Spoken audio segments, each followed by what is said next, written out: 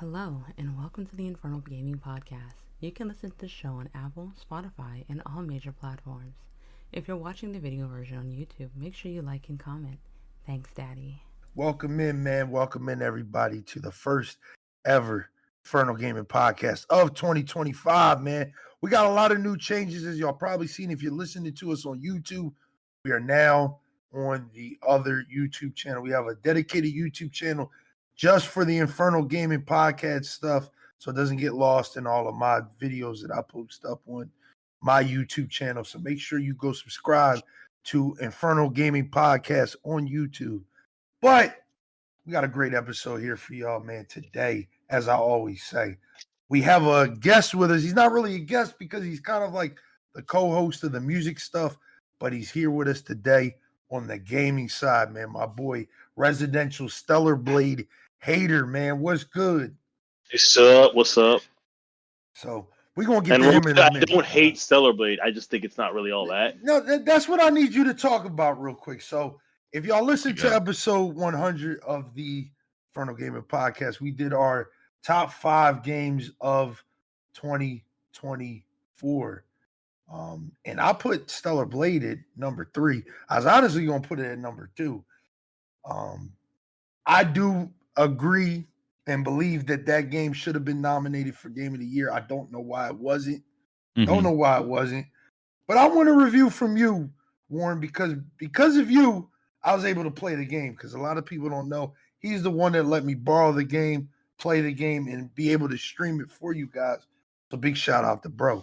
But I want to know why you don't fuck with the game, man. Why you Not that I don't fuck with it. It is a solid game. It's just like I could probably credit, like, my standards have been largely skewed because prior to playing Stellar Blade, I've just been, deeply entrenched in anything that's from software base, whether it be the entire Dark Souls series, Elden Ring, Bloodborne, Sekiro, and all that kind of stuff. So a lot of that has changed my perceptions on just AAA games in general. And when, Stellar Blade was marketed, a lot of it, much time, it's not necessarily how they were marketed, but more so how other people had talked about the game. They were saying, oh, this is just kind of another Souls-like in a way. And it's just been me trying to chase that feeling and recapture, how I'm able to feel whilst playing titles like Dark Souls, but in other titles as well. And the only other title that I've been able to play that has accurately made me experience that has been Lies of P. So when it came to Stellar Blade, people were saying like it's kind of the same. It's almost in the same vein of Souls-like. So I'm just like, okay, that's all you have to say to kind of sell me on it. And when I played it, I mean, it's a solid game, but it's just, it's not as if like I have any sort of harsh critiques on it either. If anything, maybe just like landscape-wise, it isn't really all that like, enthralling. Like when you're in like, the desert lands and whatnot, it just seems quite bland, really, comparatively speaking to like other titles that have much more of a vast array of settings and backgrounds and stuff that you can kind of like that you can be in, that is quite stimulating. But with Stellar Blade, it seemed quite bland from at least an aesthetic standpoint. Gameplay wise, and the boss battles and all that, and the skill trees, all that stuff was quite nice. But I found I was in like a middle ground between wanting to genuinely play it, but also being somewhat bored. Like I felt compelled to finish it, but it's not as if like I had like whenever I played like Lies of P or Elden Ring or other games that have like captured my attention. If anything, that's like largely the problem that I've had with gaming at my age now. It's hard for me to find games that captivate me enough to want to continue playing them. And beating them is not just this chore of, I just need to get this thing finished because I started it, so I might as well finish it. If you captivate my attention, I'm playing this because I'm constantly thinking about it and I want to get back to it. I'm drawn in by the storyline. I'm drawn in by the gameplay. I'm drawn in by the aesthetics. I'm drawn in by the layout, the boss battles, the combat sequences, everything. So, like, and there's only been a handful of games that have been able to do that for me these past couple years. So, when you don't necessarily meet that standard, it's not that I'm saying you're mid, because I don't think Stellar Blade's a mid game. You're cool, but you're just not all that, and it's not enough for me to be like, yeah, this is I get it. game of the year material. I get it. That's fair. Everything you said is fair. I personally think it was one of the better games of last year by a long shot. I do think it was one of the better games. I got you with the biomes and shit. Like, yeah, like my two major critiques of that game was always like the story was kind of mid, and kind of like what you said, like the areas are kind of like not that like creative. Like I said, like you're in a desert for a good majority of the game. Like the beginning, you start in the city, then it's like the mid is all desert, and then like towards the end, you're in that like what is it the tube thing going up into space and shit. So I mean, you kind of right on that. I mean, but I do think because I've already said this to Eknight. We've talked about it. Like last year for me was the year of like the 8s and 9s. Like I don't think there was like literally 2 games to me that were probably a 10 or close to it, and it was Stellar Blade and Final Fantasy. There was no other game to me that was like anywhere close to being a 10 out of 10 for me. But I didn't play Black Myth Wukong or none of that shit because I heard that it wasn't that good to begin with. I mean, I will say this as somebody who was recording and playing at the same time. It starts out really well, and like the concept itself, it's largely boss battles for the most part. Mhm. But after a certain point, it does get a bit repetitive especially with the combat sequences and whatnot. I mean, sure, they try to diversify with the different areas, and it is almost ungodly long. It is a long ass game, but yeah. You will enjoy it for like the first couple worlds, but after a certain point, you're just like, okay, I'm kind of had enough, and it doesn't seem like it's introducing anything new to the space. Yeah, I've heard that same thing. Plus all the bugs and issues it had on launch. Like to me, that was a game that I feel like when people were chanting it was game of the year, it's like we got to think about things, right? Like Dragon's Dogma 2 launched in a pretty abysmal state. Like, I mean, it doesn't matter if you played on console or PC, like that game was just kind of in a rough spot. And I think that's what kind of hurt it in the long run. Not to mention the fact that that game launched in like, I think it was like March or something like that. So a lot of times games that launch in the beginning of the year kind of get forgotten as far as the games that come out like August, September, October, November. They're more fresh in your mind when you're thinking about game of the year.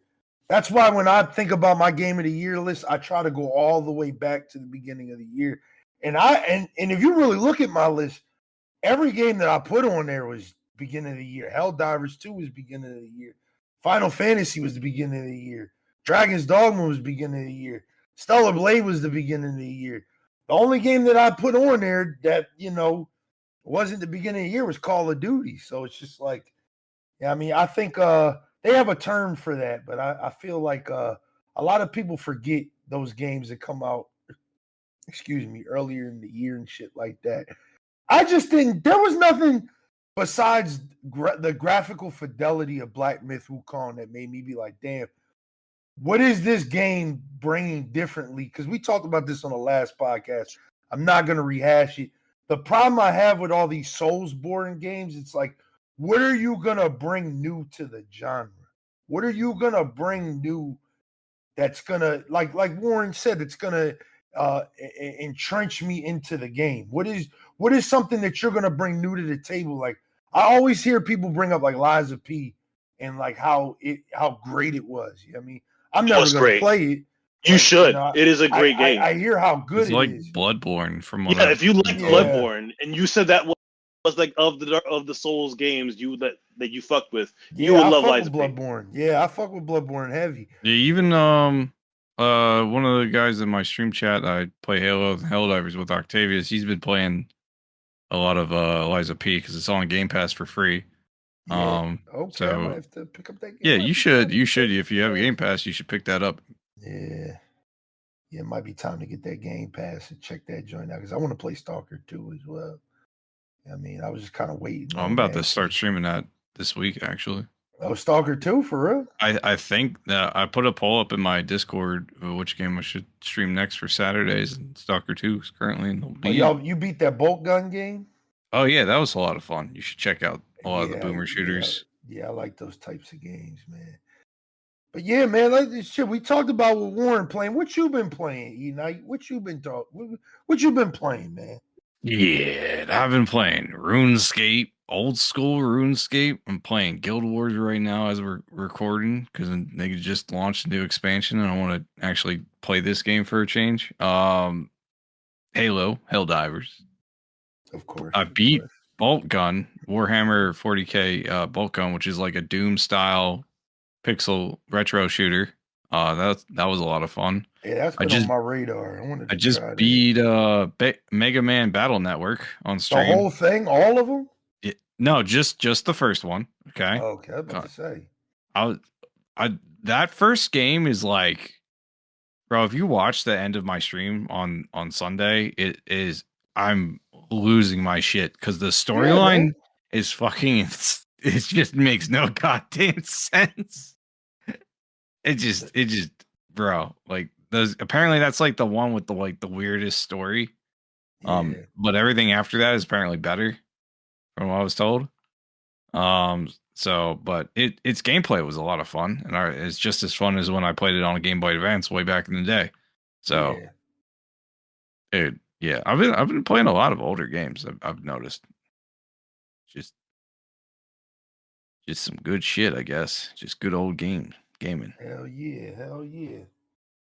And then for me, shit, I've been playing a lot of Fortnite. It's weird. I've been playing a lot of Fortnite.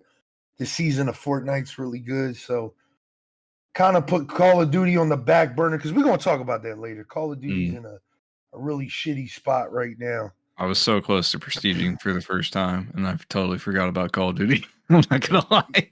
Yeah, Call of Duty's in a pretty bad spot, but we're a week away from all of that changing. So, I mean, we'll talk about that when we talk about it. I did hit Prestige Master, though. Yeah, I mean, 10th Prestige, I'm level 62, so only 938 more levels to go. If I did my math right, probably not, because I sucked at math. Yeah, that was right. 938 more levels to go. We started playing Death Stranding on stream. I saw that. Yeah, I'm really excited that a lot of people was fucking with that. There's a lot. The chat was really responsive. Had 1,000 questions. I was there to answer all of them, and we just had a good time because I really liked that game a lot. Like Death Stranding is one of those games that I just feel like everybody needs to play once in their life. And then I beat Warhammer off stream. We beat that. Oh yeah, how'd you like it? I just got the Warhammer game too as well. What, Space Marine 2? Yep. Yeah, I play that shit with you. I still stand on what I said. I still think that game's like a good 9 out of 10. I didn't like the way the story ended. It kind of ended I had the controller in my hand waiting for something else to happen, and it was just here's some credits. I'm like, all right.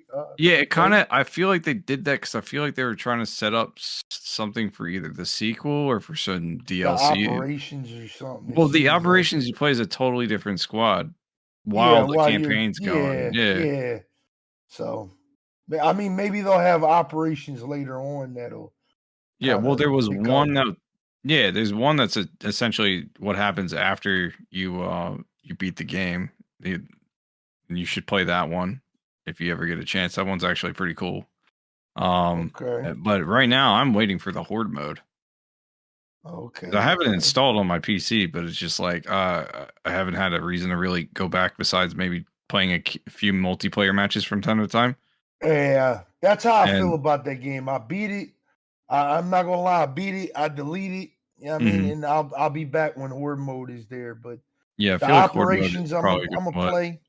Yeah, the operations I'm gonna play. I mean, when they come out as well.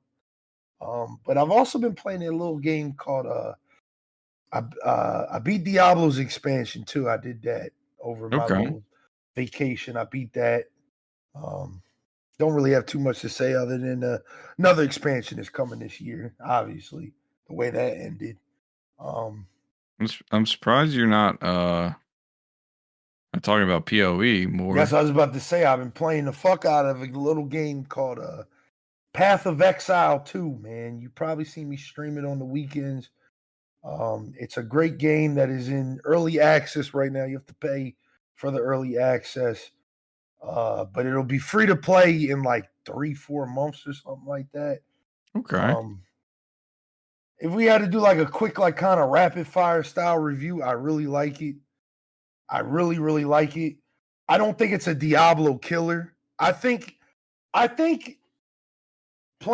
playing Diablo's expansion while I was playing Path of Exile. Like I was kind of playing them like simultaneously. Like I would get off of PoE and get on Diablo and grind out like that and shit. I think they're both two ARPGs that do what they do very well. I just think it depends on what type of person you are. Like if you like, and I know this term is overused as fuck. I'm about to just say it. You know what I mean, not trying to piss off the residential Soulsborne player down there. But it is like a ARPG Souls-like game. It's kind of crazy how it plays. Like where in Diablo, you're just like spamming abilities. You're like literally pushing 2 buttons. You're deleting the whole screen. Path of Exile is like really a game of like, you got to learn when to evade. You got to know when to block. There's phases and patterns to the bosses. Like it's really insane with the combat. It's not less arcadey. Yeah, it's really insane. Like we were all stuck on the if for anybody who's played it, listening to this, we were stuck on the Act 1 final boss for like a day. Like we went up against him like 10, 20 times. We could not beat him, dog. Like he's just killing us with his little lasers and his ice ability and shit. But then we spent the night like just kind of going in the old areas, fighting bosses that we missed, because there's a lot of bosses. There's like a lot of optional bosses, kind of like on some Elden Ring shit. Like there's a bunch of like bosses you don't have to beat, but beating them gives you passives and stuff that'll eventually make the boss fight or the game easier for you. And then we came back later and we just tore shit up and we beat his ass in one go. And it was great. It was a good time. But the game is really good. So it lets you play with your friends too? 6 people. Yeah. All right. That's something I was always confused about PoE. I wasn't sure if it was a solo game or if you can like go back and forth or something like that. It's one of those games, like you would think for it being free to play, right? You would think it's like a live service game. It's very much a live service game, but it's not one of those games where it's like Diablo, like every season you got to make a new character. You don't have to do none of that shit. Like it's a very story-based ARPG live service game. Like I'm pretty sure we'll have to pay for like expansions as the game goes by. I'm not even going to speak on the cosmetics in this game. There's a good amount of cosmetics, but they are crazily overpriced. Oh, there's a lot of. So I know their business model. It's like early access you can pay for, but when it does go to free to play, you can buy like cosmetics, but the cosmetics essentially support the game. Yeah, pretty much. And they did really good by the cosmetics. Like, don't think I'm like just shitting on it, but it's just if we're gonna shit on another game, I gotta call this out. I don't care if you're free to play or not. Some of these skins cost like $40, $50 each. Like you've got portals that cost $20, $30. You have you could change like the effect of when you walk. I mean, there's like an effect that follows you as you walk that can cost like $8, $10. So it's like some of these things are kind of egregious. Like I get that it's free to play, but that's insane. Some of these skins are like $50 out of the box. Like, and mind you, the one thing I think they did well by with the early access players is if you spent $30, let's say you bought the $30 edition, you got $30 worth of credits. So you have you essentially just bought credits for the game. You know what I mean? If you bought the $60 version, you got $60 worth of credits. Plus, I think they mail you like a T-shirt or something like that. And then if you got the $100 joint, you got a hoodie and then $100 worth of credits and a whole bunch of other shit. So it's like they did really good by the early, adopters and shit like that. And then all of your currency and everything from PoE1 goes into PoE2. But it's like I said, man, I gotta call a spade, man. Like, I mean, we're gonna talk about Diablo's got these, $30 horse armors and shit. Like this game it's got the same shit. I mean, it's free to play, but it's got the same shit. I'm just putting that out there. So do you think? All right, so well, actually, in that context, since it is free to play, like Diablo being like a $70 pay to play game and having those types of cosmetics in the game too, like does that like affect your decision making at all when it comes to stuff like this, or do you just view it as like I just put it out there for the listener. Like I'm just one of those people. Like I want to give the listener all the context. Like I don't want to ever be one of those YouTubers or something like that like hide shit. I mean, like that's something that'll very well piss somebody off. Like Throne and Liberty, right? We've talked about it 1,000 times. I don't care what anybody close to me, I love y'all, says to me. There's a lot of pay to win aspects to that game. So it's like it's something when I talk about that game, I want to be clear when I say it. There are pay to win aspects to this game. There's something in there that may piss people because, like we say all the time, gamers are fickle, man. They feel, even though you don't have to buy any of that shit, just seeing the fact that there's a store and the prices of things will piss people the fuck off, man. It's the same thing with Valorant. Like you don't have to buy shit for Valorant. Valorant is free to play, but their store is egregious as fuck, man. Like $100, $300 skins. They go crazy. I mean, people bitch and complain. It's just something I want to put out there for the listener. For me, I'm one of those people that is a responsible adult too. Sometimes. You know what I mean? And I can just be able to be like, I don't need that skin. You know what I mean? It's that easy to say that. I mean, I don't need that. I don't need to buy that. The game itself is good enough for me that I don't need any cosmetics. Now, later on the road, like, yeah, I might want to drip myself out as they got more stuff available. But as of right now, the only thing we've been buying, and shout out my boy Panda, I got to just shout him out because he spent a egregious amount of money on this game already for the guild itself. Like he spent like probably $60 on the guild itself. You know what I mean? Guild tabs, the stash tab, because you have to buy all that shit. You have to buy a guild stash and tabs for the guild and all types of shit. So we bought all that. I spent a couple dollars on that of the $30 that they gave us. But other than that, I've spent $0.99. You know what I mean?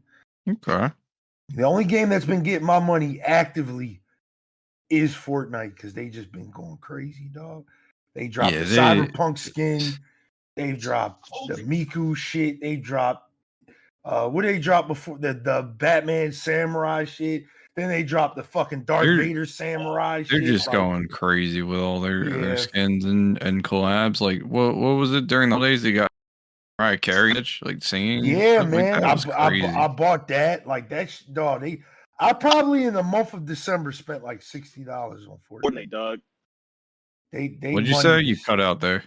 I said in the month of December. Not Warren did. Oh. How much money have you funneled totally into Fortnite? Not a lot. Shout out Serenity. Serenity is always gifting me shit in that game. So shout out to her. It was just last month that I bought the Fortnite Crew, which is like their monthly membership thing.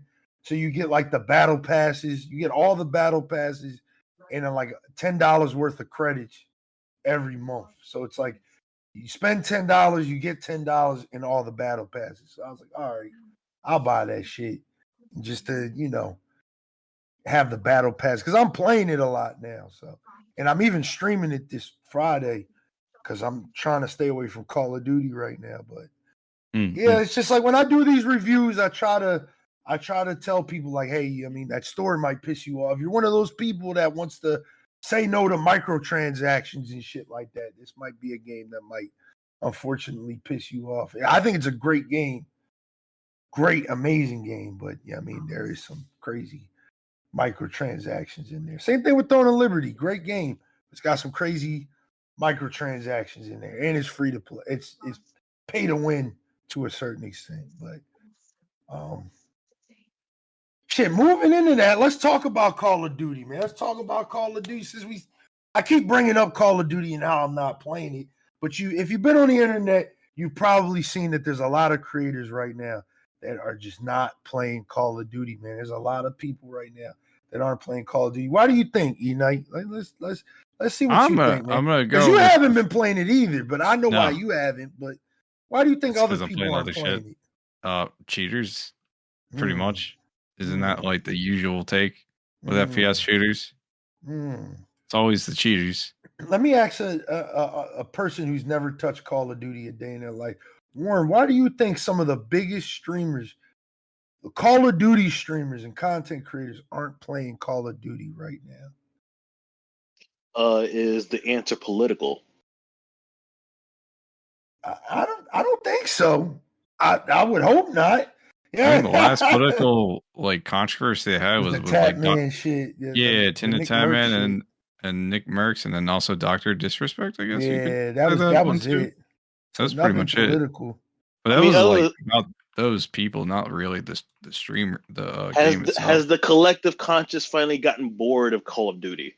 I don't think it's far from. I actually like this Call of Duty. Yeah, everybody loves this Call of Duty, but all right, I'll just tell y'all. So, for me, a person that's probably I'm gonna log into Call of Duty real quick to tell you.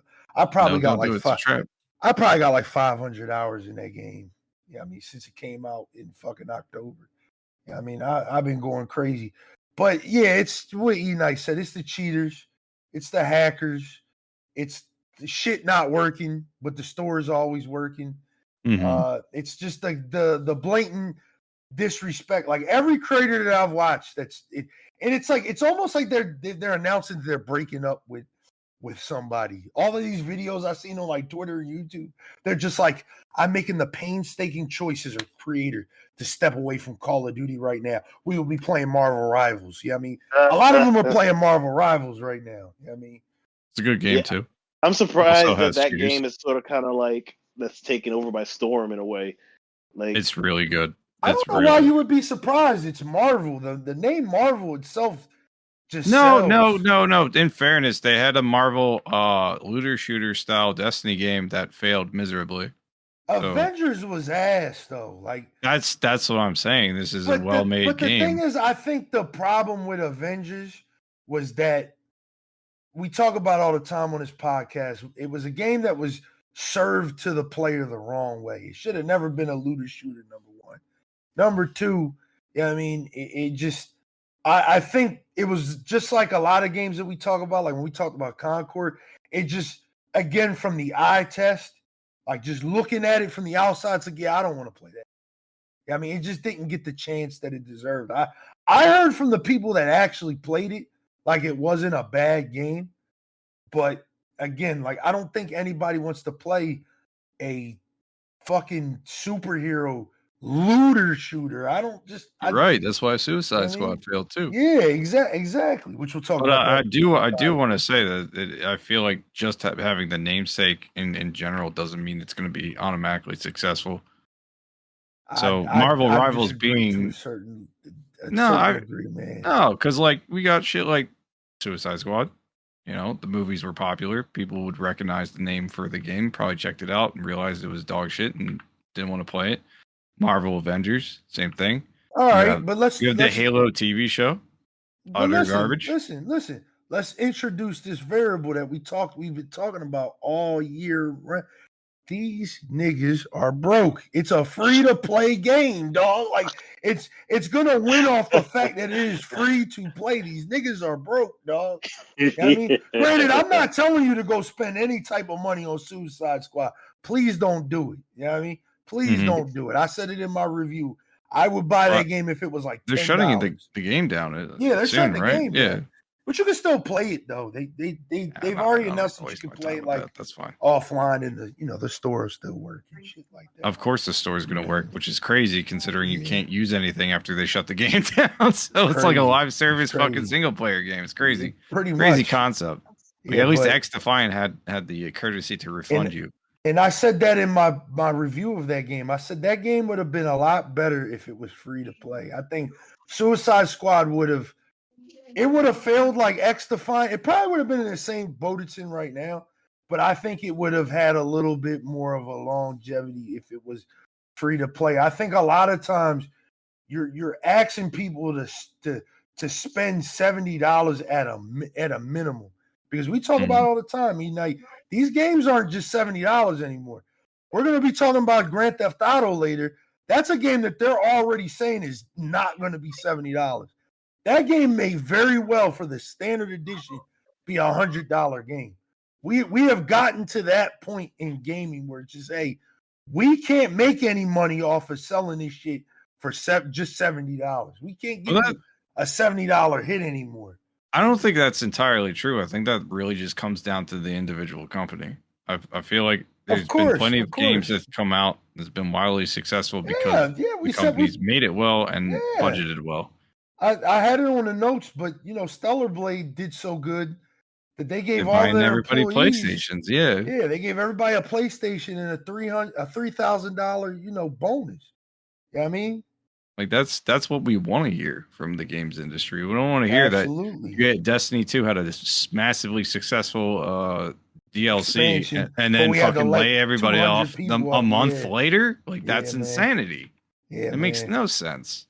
Yeah, we ain't gonna talk about Destiny, man. I done left that game in the past, man. I mean, honest, like, that expansion probably would have been a good one to close out on. It was. It was great. It wraps up a lot of your storylines.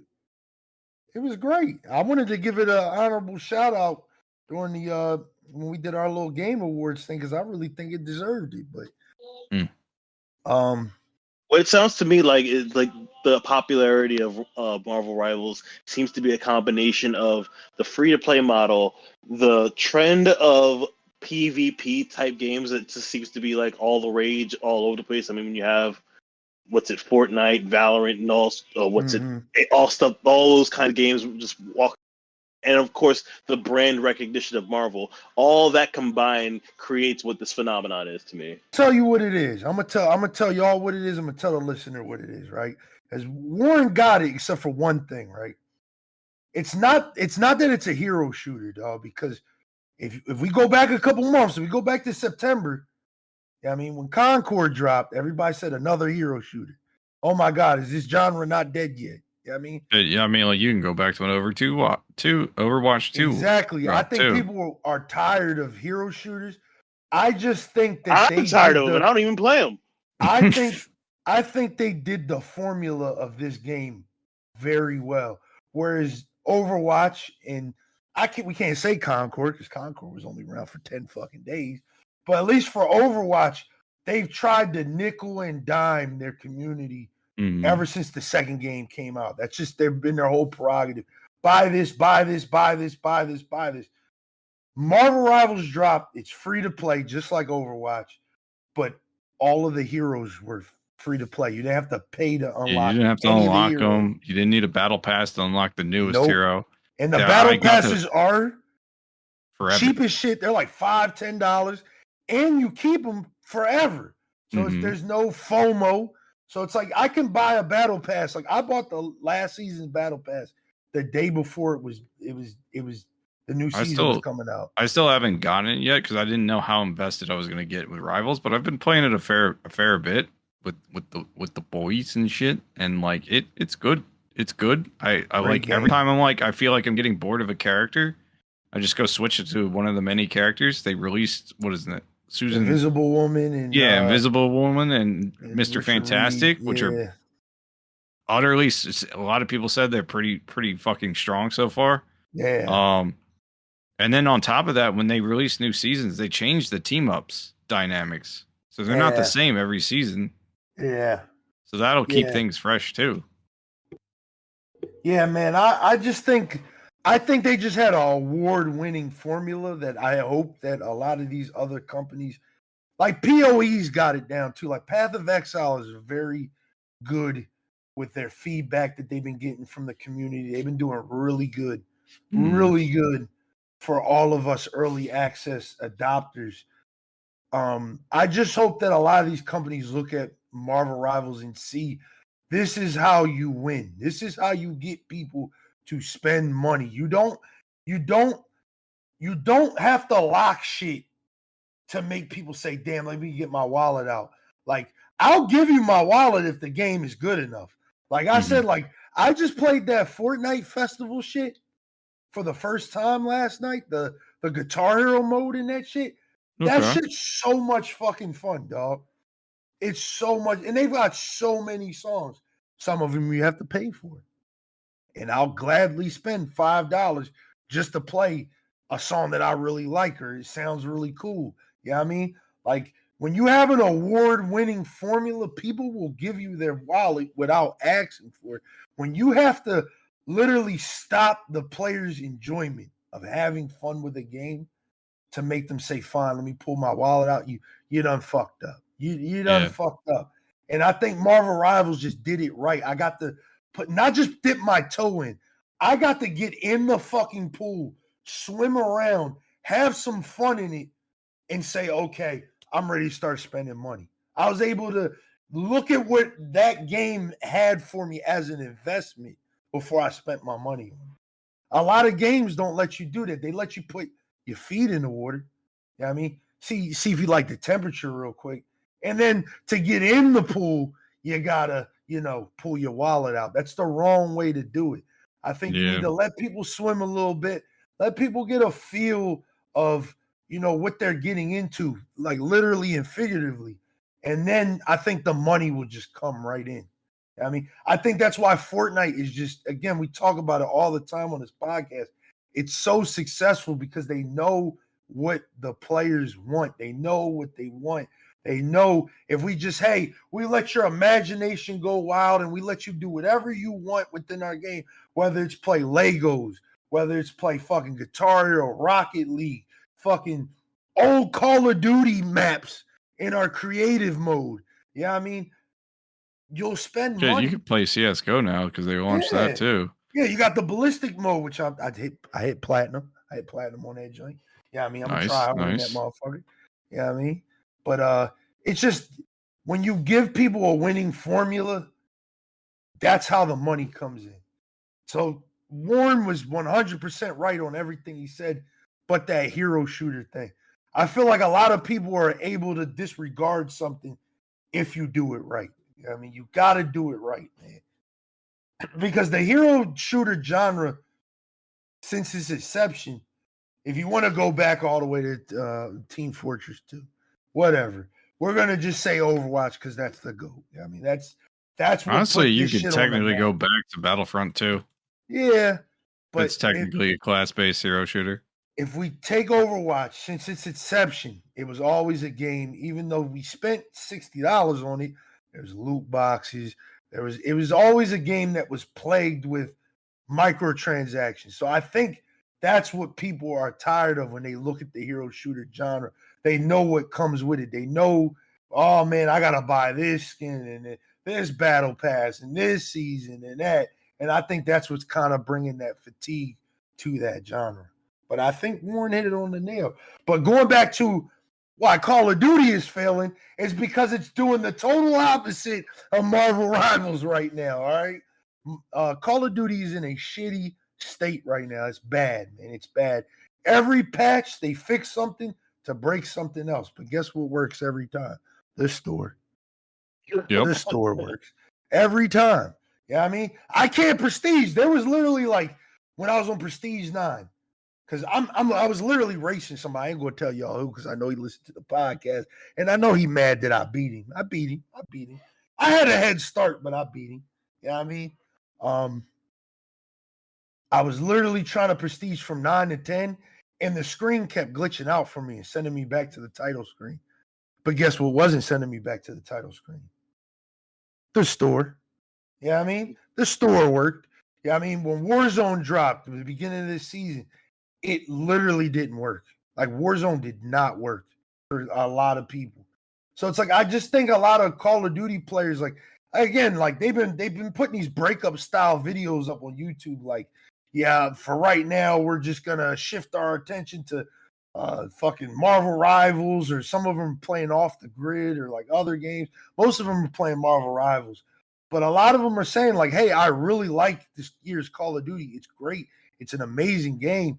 But like the cheaters, the constant glitches and problems. But your store works every time. And you nickel and dime your player base every fucking chance you get, man. Like it's crazy, bro. It's crazy, dog. It's crazy.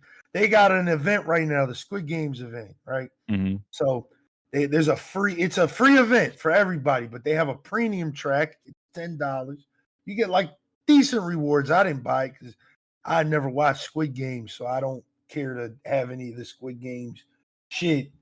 But it's just like, again, that's another thing that will piss people off. You're putting more ways for people to spend money, but you're not fixing the problems, dog. Like, and the hackers are bad, bro. Like, I was really confident this season, to go really high in ELO in ranked. And I just stopped because my whole ranked team kind of just was like, yeah, I can't do it, bro. Like, once you get the gold and plat, once you get the plat, man, it's just nothing but hackers. But dog, when I'm in silver. I think I'm in silver. Am I silver 3? Silver 3 about to be gold 1, I think. I think I'm gold 1. Ever since I got into silver, though, I've been running nothing but hackers.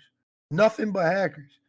And there's no way to definitively tell if they're hacking unless they get the best play on like a control game or a search game. And you see them literally snap to you and shit like that. You know what I mean? Oh, yeah. They don't have a theater mode or anything like that? They don't have a kill cam for ranked. So it's like, Oh. that's the problem with ranked. And then for us console players, we're just forced to play with PC because there's Oh, they no don't turn separate? and cross play off for ranked. So Yeah, that's rough. it's rough. But they did just announce the other day, they're like, hey, we've been listening to y'all. Console players will be able to split away and turn cross play off so we can play without the hackers and shit. So I'll be hitting Crimson this season coming up. All right, that's what's up. I'll be doing that shit. But, and there's a big but, they got to fix a lot of other shit, man. Like, I gave XDefine a lot of shit, right? XDefine had terrible net code.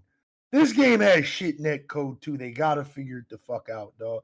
Because I was playing with my boy in Australia. Shout out Boy.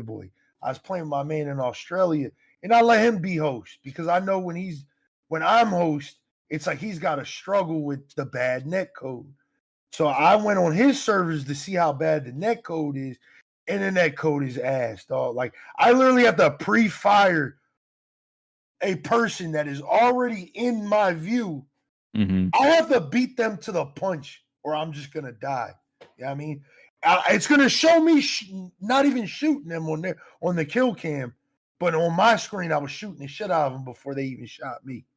That's how bad the net code is on that game. And even still, like, even if I'm playing on my servers in America, like, you'll spin the corner and you'll be visibly around that corner. You will be 2 seconds around that corner. You'll still die because on their screen, you didn't even make it to that corner. You never made it to that corner. They killed you way before you got to that corner. So it's like they got to figure that shit the fuck out. But then it just poses the problem of, is this going to be the issue we face every year with Call of Duty? Like, is this going to be the problem because this has been the problem consistently since I would say like Modern Warfare 2. It's really bad this year because it's on Game Pass. I mean, This has been the highest numbers Call of Duty's ever gotten. People really like this Call of Duty. You know what I mean? So it's in a bad state, man. And it's just like, I think a lot of us core Call of Duty players, the problem that we're facing right now is that if we got to wait till season 2, season 3, season 4 for the game to be good, or even to be at the place where it's like, this is peak again, is it even worth like playing? Because think about it. By season 4 comes out, that's May, June, July, whatever you want to say. They're already announcing the next Call of Duty by then. So what's the point? I mean, like, you see the problem? That's the problem that I have. Like, if we're gonna just keep facing this every Call of Duty where y'all got to take 2-3 seasons to figure it out, I think a lot of creators are in their right to go to other places till they figure this shit out. And I've already said my piece on stream. I think the problem is they need to stop with these 3 different developers working on 3 different Call of Duties every 3 years, man. Like, it needs to just be one developer working on one Call of Duty every fucking year. You know what I mean? So the shit doesn't change from game to game, because that's been the problem. We went from Modern Warfare 2, Infinity Ward, to Modern Warfare 3, which is Sledgehammer, to Black Ops, which is Treyarch. And it's like all 3 of those games are made by different people that are running. They're doing totally different things. It doesn't work for the greater product. And if the greater product, as we've seen with Call of Duty, is Warzone, which is their free-to-play mode, it definitely doesn't work, because now it's just you're constantly introducing this fast-changing meta to a game that really doesn't need that, man. So it's just Call of Duty's in a rough spot right now. They just got to fix the hacking issues. Once they fix that, I think we'll be in a good spot, man. I think we'll be in a good spot. Hopefully, man. I mean, hopefully. I still keep it where it's at. I still think it's, the 4th best game of the year. I think it's a really good game. I just think with this season, usually I complain about the seasons not having a lot of content. Like, this season had too much content. Yeah. I thought they were going crazy with content. They were going crazy with the content. It's just now you've got to fix the game internally. You got the content part.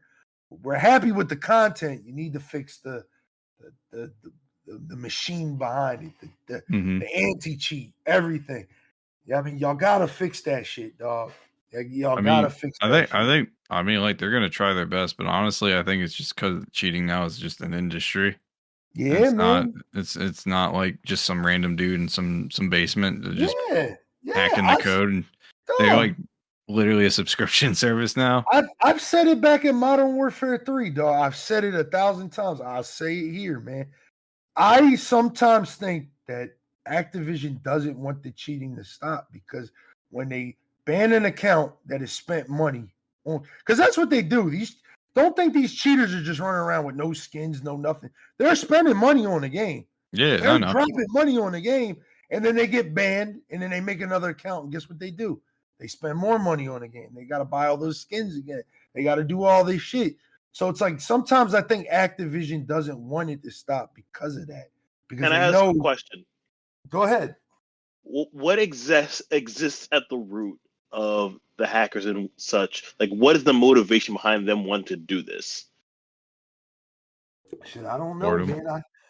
I think I watched a video, right? And with these videos, you've always got to take them with a grain of salt, man. Like, I watched this video of this Apex guy playing with an Apex cheater, right? He's playing with a well-known Apex cheater. And basically his answer to that question was that he was just bored, and it was just he wanted to be a bigger name in the community, and that's what happened. I mean, he became clout. Clout is this what they do it? Basically, some of them. I heard an interview with a cheater before for Call of Duty. He did it because he couldn't compete. He literally did it because he was ass. He was ass. He was straight ass. So he was like, I'm a hack because I'm ass. Like, you know what I mean? And you see, like, if you go on TikTok, right, with the last Call of Duty, there was just hackers like streaming their hacks on TikTok all over the place. And they were terrible. They were ass. Like, it's like you have walls and you have aimbot and you're still getting bodied. Like, you could tell a lot of it is just skill, man. Like, people just don't want to invest the time it takes to get good at these games, because it Call of Duty does have a skill gap that is just crazy, right? Like, if you haven't been playing it forever and you're not following what the meta is, and if you're not, following with how all the pros are playing, you're just not going to do good, man. You're going to get bodied every game, dog. Like, unfortunately, Call of Duty is just that game where you gotta invest the time in to get good, and to get good, you have to get mangled a lot. Like we have to get destroyed. Like if Serenity was here, she would tell you like Serenity used to get bodied. I'm talking about negative every game. She just started showing improvement now. Like she's starting to get better. She's getting positive games. She's getting top threes, all types of shit. So you got to put that time in, man. It's all about putting that time in. And I think for a lot of hackers, they just want to get to the top as fast as they can because that's what it is. It's all about just. I think that speaks to like a general like culture about like just anybody who implements like cheating, but also what's unique to like game culture, especially with our generation. We also grew up in a time where like cheat codes were a thing. Yeah. And there was a point in time where like, you know, that wasn't necessarily looked at as frowned upon, but as things have gotten more competitive and like, you know, there's almost like financial stake. I mean, people wanting to like stream and do things with content, and the perception of being good at said content goes a long way, that like this has become much more like less acceptable to do in these particular games. It's because at the end of the day, that person hacking ruins the people who aren't hacking's experience. Like if I'm just playing a single player game and I'm hacking the shit out of it, or who even cares? modding Like, it. I'm not doing anything but altering my experience. It's only a problem once you begin to alter another player's experience. And when It's compromising the integrity of the game, essentially. Exactly. Because if you're dropping 100 bombs, 300 bombs on your entire team, I mean, like you're not giving me a fair. I'm not getting a fair shot. I mean, it's already an uneven playing field. You know what I mean? And I think that's the problem with the hacking right now. It's just like you may not know what the fuck kind of lobby you are stepping into with ranked. Like everybody might be silver 2, silver 3. You know what I mean? Because this game is really good at putting you in the same people with the same elo. But again, you have to understand another concept of Call of Duty. They have MMR, which is your matchmaking rating. You know what I mean? That is what defines how good or how bad of a player you are. And it's a hidden stat. You can't see it. You don't know what your MMR is. So I'm wondering if the hidden MMR. Well, actually, yeah, you can request, at least in the European Union. I requested mine. But I'm wondering if the hidden MMR system is actually probably contributing to the cheating problem, because if you're getting into matches where you're just getting dogged on match after match after match, because that's what your skill level is apparently. Exactly. Is that just driving you towards cheating because I can't compete with all these young kids that play 1,000 hours in the game? Listen, or is it just artificial? Like any of my friends can tell you that play Call of Duty with me, they hate playing in my lobbies because my MMR is so fucking high. And I'm not even trying to like ride my own dick or anything, but my MMR is to the point where it's like, I'll never get a handicap lobby. I have the same issue in Halo. I literally ran Halo, and on Friday night with the boys, we jumped into quick play, which is like a sweat fest usually, and they were not having a good time because I'm diamond in the game and ranked, and fucking most of the lobbies I always get, I'm playing against Onyx players and ranked or max ranked, career ranked fucking players that like grinded this shit out on a daily. So it's like bro, when I was still in silver, it had me playing plats. Like that's how I knew my shit was fucked up. That's the thing I don't get about the MMR system. It's like I feel like there should be two separate systems, one for social play, one for fucking ranked. Ranked should be more tuned to your skill level. Yeah. And social play should be tuned all the way down. It's kind of why I like Marvel Rivals, because you'll still get a mixed bag of players that are, some are really good, some are really bad, but it's like you're not like just like, oh man, like every player is a sweat fest, every match is a sweat fest. Yeah, man, my shit's bad. My shit's bad. It's like if I play 10 games, fuck that. If I play 10 games, 10 of them are sweaty. If I play 15 games, one of those might be a handicap lobby where I can just stomp the whole lobby and everything. Right. Yeah. It throws you a bone once in a while, but it's like that just tells me that your MMR went down, and then the moment you win, it goes right back up. Well, no, they say that's the EEOM that be kicking in with a lot of these games, because the EEOM's job, which is I forget what it stands for, but that's the shit. Oh, the engagement, whatever, engagement optimized matchmaking. I mean, okay. that's supposed to keep you in the game. Like Apex is big for it because Apex will you'll win a game and you'll get put in like sweat lobbies for like 3-4 games. But if you do terrible for like 2-3 games, you'll get put back in a handicap lobby and you'll get first place. You know what I mean? I think that's another thing that Fortnite's really good at. Like Fortnite, it just seems like it just throws whoever is queuing in at that time into a lobby and it just go for it. Like, yeah, I mean, it's not like, all right, well, this person has won this many games. They deserve to play with these. I've been in lobbies where it's like the sweatiest of the sweatiest people are in there. And then you got handicapped people in there as well. So, I mean, it's crazy, dog. It's crazy. You know what I mean? Call of Duty's just in a bad space, man. But hopefully I think this next is week, the case for a lot of online shooters. yeah, I think next week we'll see what we talk about on the next podcast.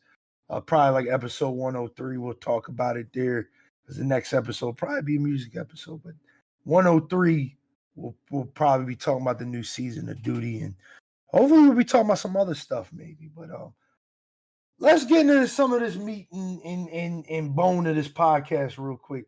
Warren, let me ask you, man. Did you watch the Game Awards, man? How'd you feel about it? If you did? I didn't watch the Game Awards. I kind of like somewhat. I don't want to say closely followed it. I forgot who even won Game of the Year, to be honest. Astrobot, baby. Oh yeah, they did say that. What's it? The Astrobot game? Wasn't that like the free game that everyone got on the PlayStation 5?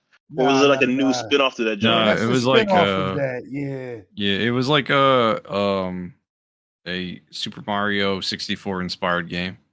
Huh, that's nice. A lot of people drew a lot of parallels to the gameplay. They like Super Mario Galaxy and 64, but it was a really well made game. Yeah, man. I'm noticing a lot of games taking ideas from older games or other games and just doing them a little bit better. Yeah, and that's like, I feel like we shouldn't be shaming that. I don't know why people shame that. Yeah. It's innovation in form. I mean, like we have entire genres dedicated to like being dedicated to inspiration from like the old concept of the Metroidvania is like two separate games that have a similar play style. Yeah, and other people have just like improved upon it. That's not a bad thing.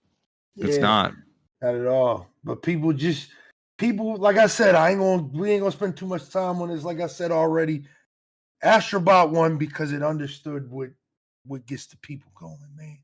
I mean, people want to have fun, dog.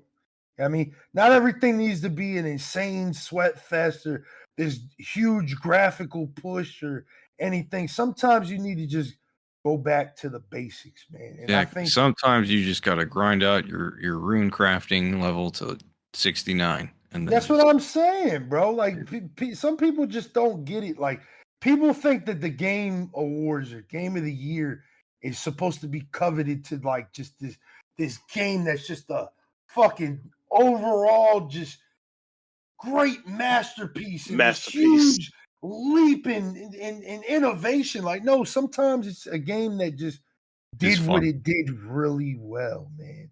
I mean, not every game has to be a Red Dead Redemption or a Ghost of Tsushima, even though it didn't win. I don't know why it didn't win because, Last of Us 2 is a terrible fucking game. I mean, it wasn't a terrible game. You just had an issue with the storyline, but all right. You know what I mean? But, like, not everything needs to be like this huge push. Sometimes it just needs to go back to the basics. And Astrobot, just, again, I haven't played it yet. That's coming soon to my stream. Twitch.tv/BLAZEDxENFERNO. You know what I mean? Trust me. I understand why that game won. But let's not talk about the winners. Let's talk about the announcements because we really didn't dive into that too much with episode 100.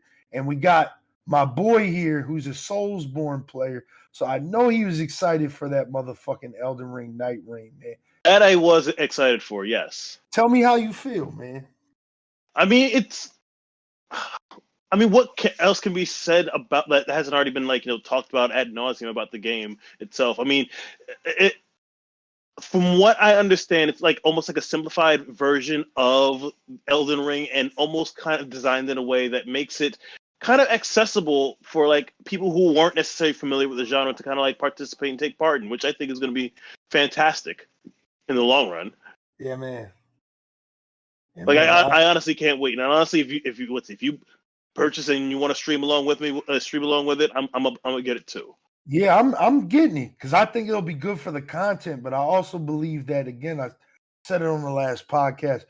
I think this for me is the optimal way I want to experience these games. Like I don't like having to struggle by myself, man. Like I'm scared. I mean, these bosses be hard, man. It's all right, man. Listen, if I can beat Elden Ring's base game, so can you, man. I think back to my hot take before. None of these games I think are actually hard. You just got to get it. All right. Once you get it, it's quite simple. Base game is not hard. DLC will always be hard. DLC is hard. And that's what I'm currently doing with Elden Ring. Actually, at this moment, I'm just taking a break. Yeah. So, how about Witcher 4, man? How'd you feel about Witcher 4? Me and Ian and I talked about that on the last podcast. We're excited for it.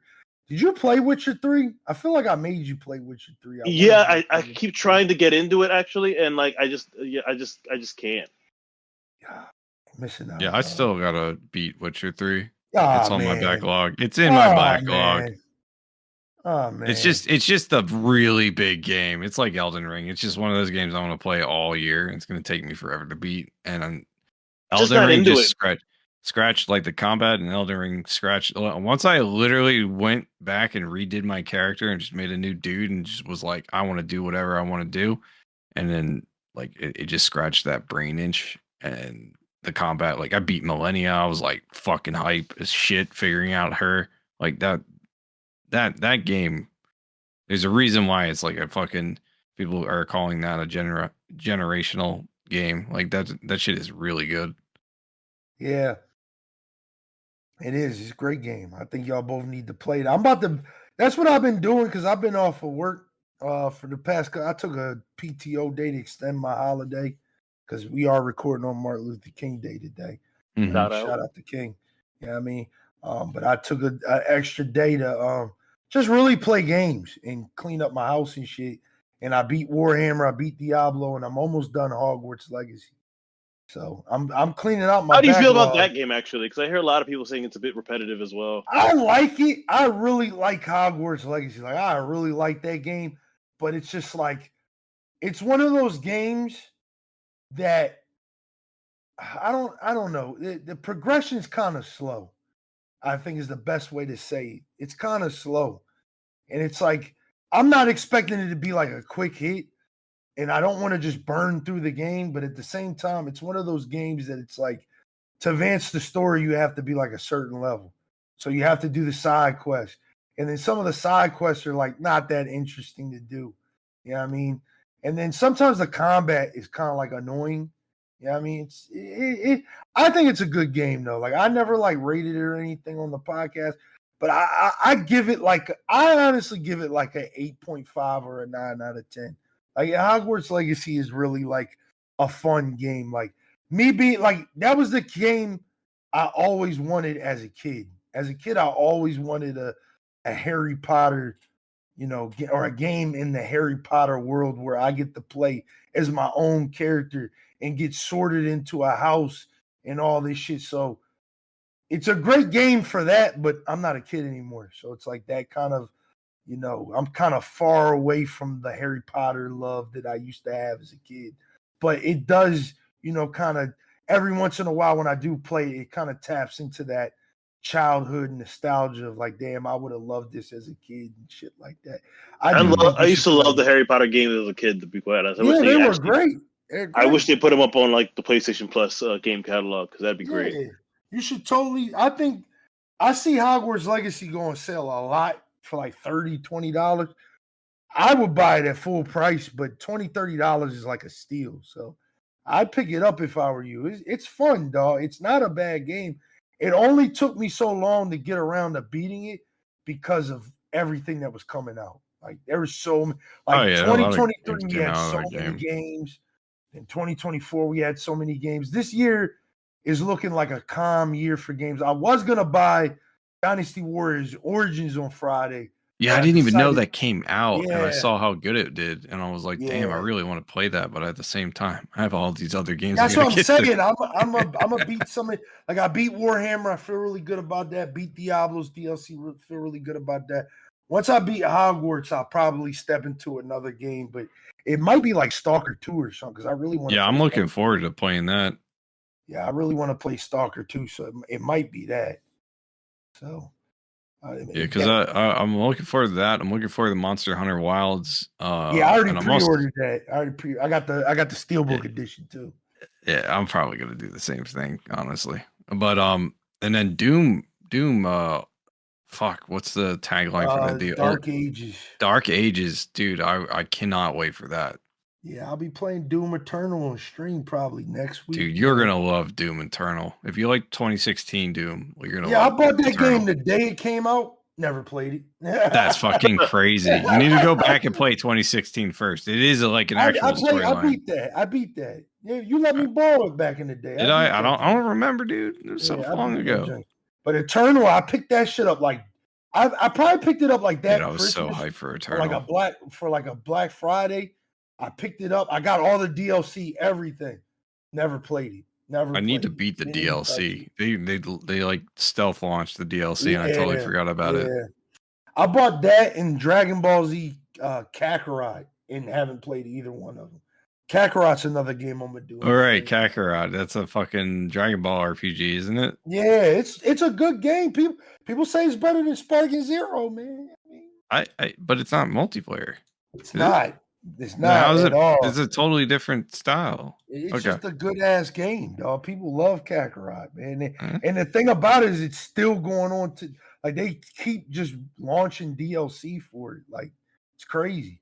So I'm gonna play that on stream because I really want.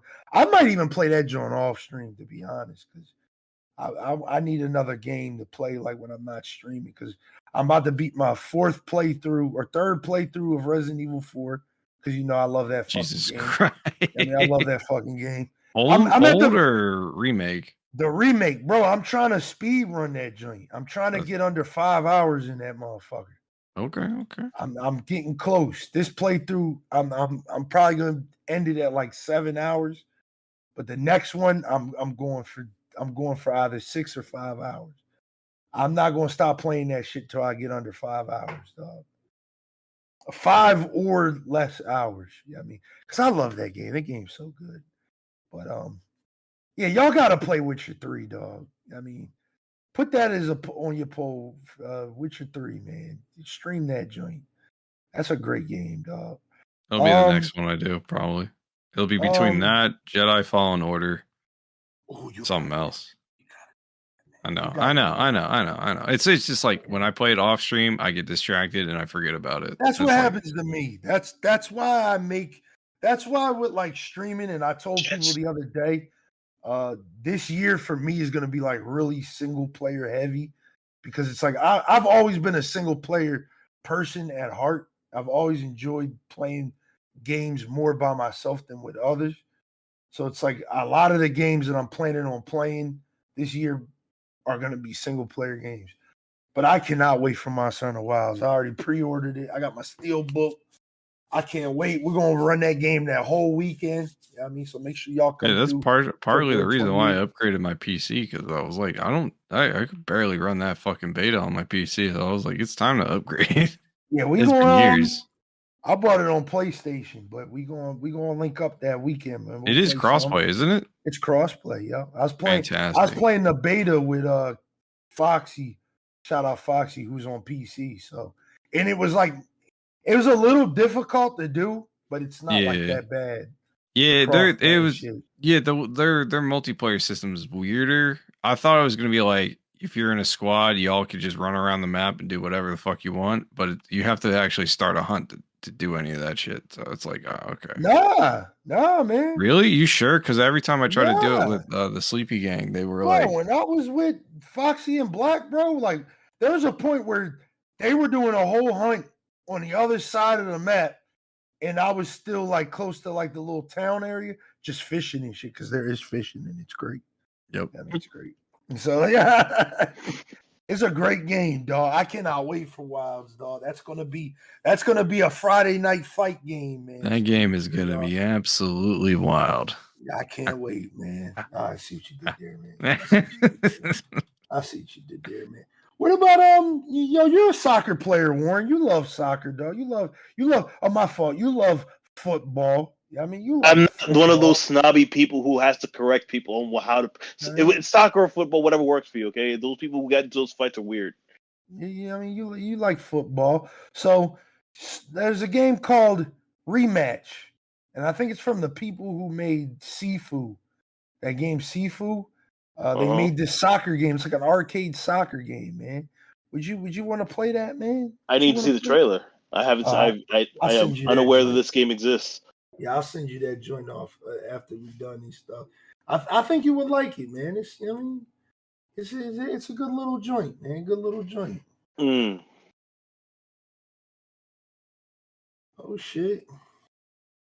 My boy Kaz just started streaming. Shout out Dr. Kaz, man. He got his new PC today, man. He bought a fucking crazy beefy computer. So yeah, I mean, my boy is back. But yeah, I mean, yeah, they got the game Rematch. You know what I mean? What else we got, man? What else we got? Did they announce? Because they announced a lot of like indie games. Like they got what's the game that I thought you would be interested in? Eknight. It's called Steel Hunters. Yeah, I played that beta test they had going on. They had a beta test for that shit? Yeah, that was like a month or two back, like around December, I think. It was all right. It's like I think I told you before, it's just kind of like not vertical and it feels like it plays a little bit like it's a mobile game. Okay. I like mech games, but that's like one of the ones that I was like, I'm probably gonna pass on this. Mecha Break is what I'm looking forward to. I can't wait. Yeah, when is that coming out, man? No fucking clue. They were supposed to do an alpha test this month, but I didn't want to jump in there. Yeah. Just I don't know what they're doing, bro. I don't know what they're doing. The game was so well done and so much fucking fun. So when they finally do drop that shit, I don't know, dude. I might do like a week-long stream of that shit and just content out the ass. Because that's like compared to the past mech games like Gundam Evolutions and Armored Core, like that one right there has like it's just good. Like it's just good. Okay. Yeah, I'm looking forward to that Mecha Break game because I really think we need a good mech game. It's been such a long time since we had like a really good mech game that's like literally just Armored Core. Yeah, man. It was like the last one. Yeah, I want a mech game that's like online with like a lot of like that's like really combat focused and like you can really like play the way you want to play in Mecha Break. So it's also an extraction shooter, right? What? Steel Hunters, yeah. No. So Steel Hunters is an extraction shooter, right? But so is Mecha Break. There's a game mode where you go in and grab materials and shit. Oh shit! And that's how you upgrade your character robot. Because they're both kind of like the hero shooter style, kind of like you're playing as a dude. But Mecha Break has like like the ability to like really just customize like the character you're playing as, and even I think they were looking into switching weapons, which is probably what they were doing with this alpha test. I'm not entirely sure because I haven't played it. But they did mention that after the beta test they ran last year. So it's entirely possible that like when that game comes out, it's going to be not just like straight multiplayer. It's also going to be like extraction shooter with a 2 or I think 3 people max. And then also maybe a battle royale, which is what they were hinting at. But I think they're focusing on like the core game modes right now. But honestly, like if I compare it to Steel Hunters is like holds a 0 candle to this game so far. And in fact, there's a couple systems in Steel Hunters that I just thought was like gimmicky or arcadey or just not really well designed because there's like these orbs you have to like grab to upgrade your like shields. Kind of like how like Fortnite like, or any battle royale game, like you would go in, you got like your gray shotgun, and then you have your green shotgun. You know what I mean? Like they had this system for like the upgrade system. So you have these upgrades, but you can't use the full potential of them until you loot these little areas for these like upgrades and junk. So I'm like, all right, this is kind of weird, but all right. Okay. Yeah. What about you, Warren, man? Do you like mech games? Do you like those types of games? Have you played Kind of Armored games? Core? No. Even though it is a FromSoft game, I almost kind of like acknowledge it as like their forgotten child. You should. It's a lot of. It's pretty good. Armored Core 6, I feel like you would like. You know why I haven't played it, Eknight? I'm gonna tell you why I haven't played it, bro. I'm gonna tell you why, man. I'm gonna be 100% transparent this podcast episode, right?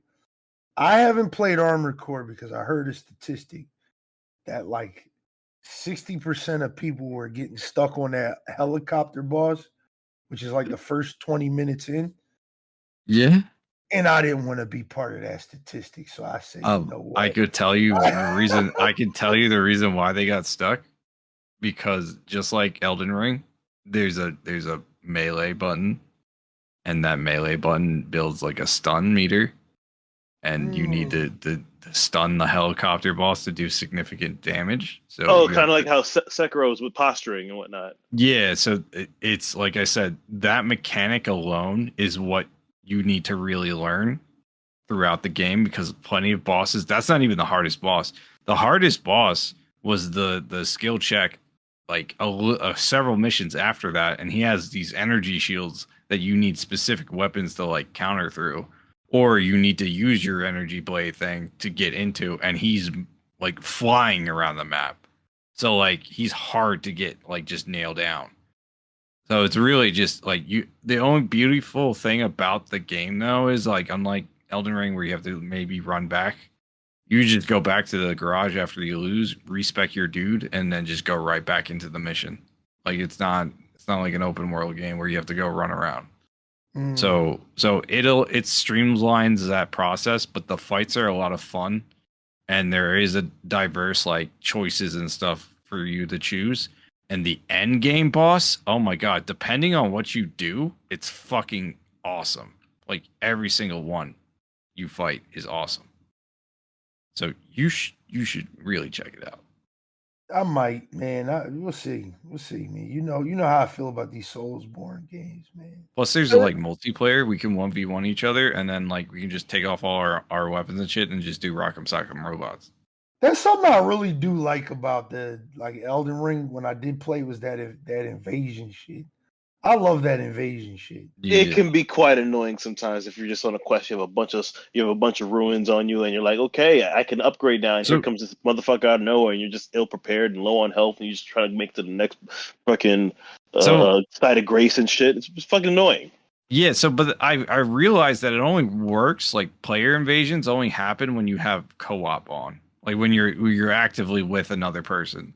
They've certainly improved upon it. Dark Souls shit was like, Dark Souls, it was just every 2 seconds I was getting invaded right before a boss fight, and I was like, the fuck, dude.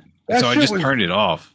That shit was dope when I was doing remember I had that little challenge, and we did that 24-hour stream where I played Elden Ring.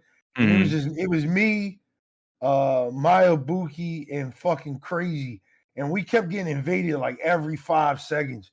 But it was like, yo, we kept running into like the sweatiest of the sweats. Oh like, no, they're really bad. They're really bad on there, man. Like they have builds that they weren't killing us, but it was like, god damn, like you guys are really trying, dog. Like, no, they're horrible. Like me and BK were like, I think he was tag teaming a boss with me, like just an optional boss, and we were just trying to play some co-op, and we got invaded. And this dude just like walked in with like nothing on, and he just sat down, and then we were just kind of dicking around, and then he like crouched up and down, and BK crouched up and down, and there was like a 1v1 fight. Pulls out this massive sword and just starts decimating him, and he starts coming after me. I was like, oh fuck. Like it's just like, damn, dude. Yeah, man. Like I'm playing Sniper Elite off stream, Sniper Elite 5, and that game has an invasion mechanic. Oh, but really? it is so good. It's so good, dog. because you'll get invaded by a person, but it's a sniper game. So it's like, they're going to try to snipe you or something like that. Like I've gotten some crazy clips on people because like I'll just bait them in this shit. Like I'll be like, all right, you know where I'm at. Now come get me. And then I'll like relocate as a sniper's supposed to do. Mm-hmm. And then I'll, shoot him in the head or something like that. I mean, get him out of my lobby. I mean, it's pretty dope. The new Sniper Elite game is about to come out too. That's crazy that we're talking about that. I mean, and it's coming on. It's gonna be on Game Pass. So, but yeah, how we feel about Borderlands 4 though, man? Like we really ain't get to talk about that. And if you've seen my streams, y'all know I've been playing a lot of Borderlands 3. Where like, from what I heard, we're like more than halfway through the game. We're almost done. And then this week we start Tiny Tina's Wonderland because I just bought that. Oh yeah. How do y'all feel about Borderlands 4, man? I'm not too optimistic, to be honest with you. Like, I liked Borderlands 1, like many people. It was a really decent game. Had a decent story, a lot of funny jokes. Borderlands 2 was a step above. I didn't really play much of the pre-sequel, but I did. Yeah, a lot of people liked the pre-sequel too, because again, 2 and pre-sequel were all about Handsome Jack. Like, he was the star of both of those games. 1, you got to play as him in pre-sequel, or you played as like his clone or some shit. And then he was a phenomenal villain in the second game. But I want to say the third game was just, I don't know what the writers were thinking. I didn't like the story. A lot of the OG characters that we liked were just like side paneled. Yeah. For the main cast. Yeah, I seen that. And I was like, I don't know. I don't know if it was like some DEI bullshit. I don't know if it was just bad writing. I didn't like it. I thought it was bad writing. I think I thought it was bad writing too. It just was like the kid character in that fucking show, or not the show, but the fucking game was like it was just bad. Like she was terrible. I hated everything she did. Like Tyrene, the main bad guy. No. I didn't care about the bad guy. That's the worst part, actually. The villains, I totally forgot about them because they're so fucking annoying. They're annoying, but they're not memorable. They're just cringe. And then the siren chick that's training the little girl. Oh yeah. Yeah, it was.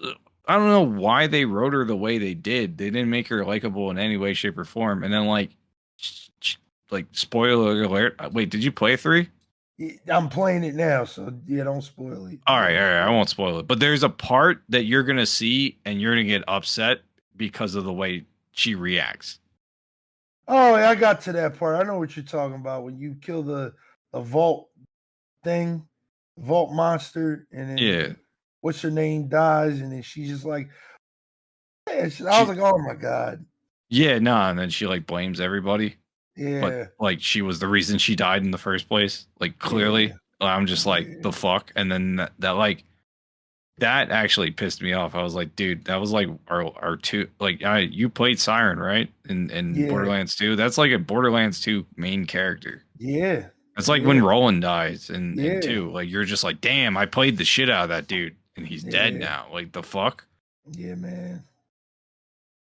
Who knows, man? I know I'm not going to get Borderlands 4 on release, but I'm definitely going to get it when it's $20, $30. I'll get it when it's around there because I will watch your stream. As much as I don't like the story of Borderlands 3 so much, I feel like they upped the ante with the mechanics on this game. You can slide cancel and shit. So it's it's kind of dope. Yeah, I mean, I don't know. I mean, I played 3. I played a good majority of the Tiny Tina. Yeah, Tiny Tina, because I was looking forward to that because it looked like they were going to emphasize melee weapons more, but it turns out they kind of don't. And that was that's just a side story D&D. They took a DLC that was popular in I think 1 or 2 and then just made it a whole game. Yeah, it's not a bad idea, but I'm excited to play that joint. But I don't know. I feel like the actual mechanics around the game is still kind of reminds me of the first game. Yeah, they got it. I said that when I was streaming Borderlands 3. I was saying, like, I think all they need to do with Borderlands 4 is kind of like change something. You know what I mean? Change something. You know what I mean? The gameplay feels too classic. You know what I mean? Like way too classic at this point. Like It's not even like retro shooter, boomer shooter style, like where it's like it's meant to feel that way. Like it just feels like playing the same game forever. yeah, it just feels like you guys like, oh, we added sliding. I was like, that's great. It feels like I'm going like -2 miles an hour when I run. Like and like I can't jump for shit. So like can we like maybe change some things here or like maybe like just how guns work too? Like it feels like guns are the same. They just do like slightly different stuff. There'll be one section of guns in Borderlands where like you could throw it and it'll turn into a little turret and run around. I'm like, oh, that's cool. But then like that innovation is like like a microscopic compared to like the rest of the guns, which are like repeats of the older guns. So I don't know. Yeah, like I said, this will be a nice game when it's $20-$30. You know what I mean? That's probably when I'll copy. What about you, Warren, man? You think you want to get into Borderlands? I actually played a little bit of the first Borderlands, or was it Borderlands 2? I can't remember. But not so much. I'm not a big first-person kind of guy, to be honest. I think I've told you that before, though. Like, if anything, if we're talking like shooters and whatnot, one game in particular that has always like captivated my attention that I think doesn't get enough credit that it deserves, and probably isn't even available anymore. Especially like it was once available on the PlayStation Plus catalog, but like I don't even know where you can even find it these days. It's Spec Ops: The Line. Mm-hmm. Oh yeah, that was a crazy game. Oh yeah, that one was a mindfuck. Yeah, I think I was one of the people that told you to play that joint too. It's that got a crazy story, man. For real. Yeah, that's a crazy story, man. You just think you're playing a fucking, running the line, the Call of Duty third-person shooter clone. No, the fuck you're not, man. That shit will give you nightmares. Crazy. That shit will give you nightmares. Crazy. That game was crazy. You really thought you were just playing like a weird game, and then all of a sudden it's just way more than that, man. Yeah. But a surprise from the Game Awards, right? We'll talk about like 2 or 3 more games, then we'll move on. Onimusha's coming back after like 20 years. I haven't heard I saw about a trailer for that. Onimusha. It does look impressive. Yeah, you think you won't get that? Probably, yeah. Love me a nice little ninja game. I'm a Capcom dick rider, so I gotta get it, man. Yeah, I mean, I love anything that Capcom does. I eat that shit up, man. I inject it into my veins, so I'm getting that shit. Yeah, I mean, they also showed a new Okami. I don't know if y'all ever heard about that. They're redoing. They're doing an Okami sequel, man. That's gonna be fucking insane. They showed off this Project Century. That's the name of it, Project Century. It's a sword fighting game. It's a third-person action game set in Japan in 1915. That shit looks like it's gonna be crazy. Looks like it's gonna make my PS5 start chugging and shit like that. So, I mean, yeah, man, that's gonna be a dope one, man. Yeah, I mean, they showed off a new trailer, Splitgate 2. Hopefully that game comes out soon. It should be coming out soon. That's another game I forgot about, but I'm actually looking forward to. Yeah, hopefully that game comes out soon because I would like to play that. I think that'd be a good Friday night fight game.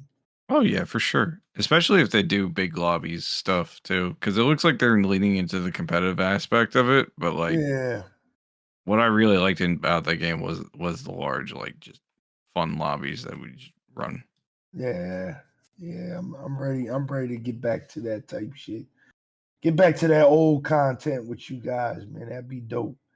I mean, and then of course they showed that new Naughty Dog game. I know Warren. He's the residential Naughty Dog D rider. Yeah, I mean, because he loves everything they come out with. He's one of the people who really love The Last of Us 2. So how'd you feel about their new game that they got coming out, the Intergalactic, the Heretic Prophet game? I didn't see the trailer for it, but I heard about it. Can you describe it for me?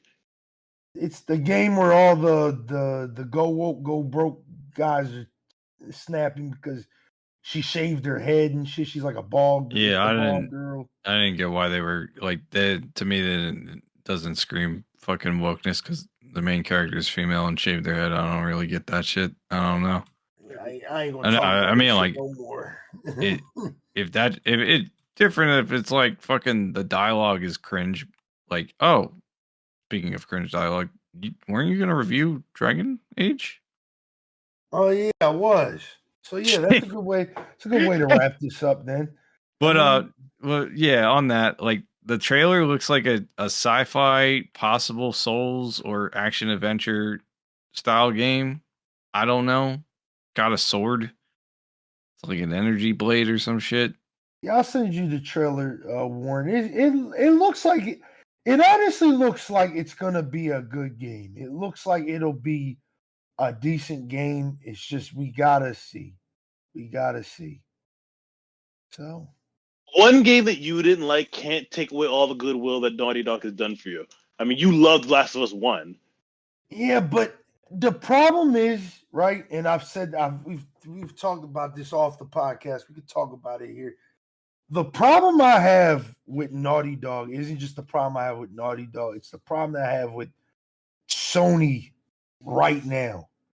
Like Sony has this thing where it's like all of their games must be these deep storytelling games involving you and a younger person and y'all go on an adventure together, and it's got to be a tearjerker. It's got to be emotional. It's got to be all these things. And it's like, that's why I always tell people like Ghost of Tsushima to me was the best game to come out on the PS4 generation because it was the only game of that generation that didn't follow that fucking formula, dog. You know what I mean? It was just a, stylistic, game where you play as a samurai that kills mongrels, dog. Yeah, I mean, that's what you do. That's what you do, man. Like I said, like not everything has to be this deep, interactive, tear-jerking, emotional story where you're trying to tell me that revenge is so bad. Like, why would you try to kill that girl? Why would you do it? Now you can't play guitar at all. Like it doesn't need to do that, man. Sometimes you just gotta tell us a story of, hey man, I'm trying to end the war by any means necessary, man. You know what I mean? You see what I'm saying? That just seems like you're advocating for simplicity.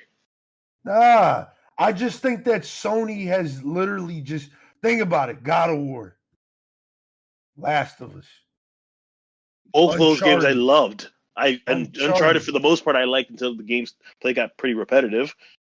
But they all play the same. They're all like literally the same game, dog. You realize that, right? How is Uncharted the same as God of War, which is and can be looked at as the same as The Last of Us? Maybe not Uncharted, but that's my thing. Uncharted was what I kind of got bored of when it came to like Last of Us and God of War series. I loved those from start to finish. Oh, man, I ain't even like Ragnarok, man. Ragnarok was a big step down, man. That was like an 8 out of 10 to me, man. It's the same. It's the same exact gameplay as the previous one before. So what exactly was it that turned you off from it? Oh man, oh my God! I know just a month or two ago we just did whatever we did in God of War 1, but I don't know how to do any of my abilities anymore. I have to relearn everything. I hate that shit so much, dog. That shit drives me crazy when games do that shit, dog. And that's what made me mad about God of War, bro. It's like the first like 5-6 hours is you just getting your skills back that you got in the first game. It's like, why are we doing this? Why are we doing this? Like literally, why are we? Because if we had to look at where the first game takes place and the second game takes place, it can't be that much time in between. It's got to be like maybe a year or two tops, dog. Like dead ass, like a year or two tops. You mean to tell me my man forgot all his skills in a year or two tops? It's just like, damn, I don't know how to do that no more, bro. That seems relatively minor compared to the whole thing. Dog, like I said, we could talk about the list the whole podcast. I'm just not trying. I felt like the side quests sucked. Right? I love the side quests. They sucked. They're a lot better than what the fuck Ghost of Tsushima did for the side quest, which was literally the same thing over and over again. The Atreus shit sucked. I hated that shit. You know what I mean?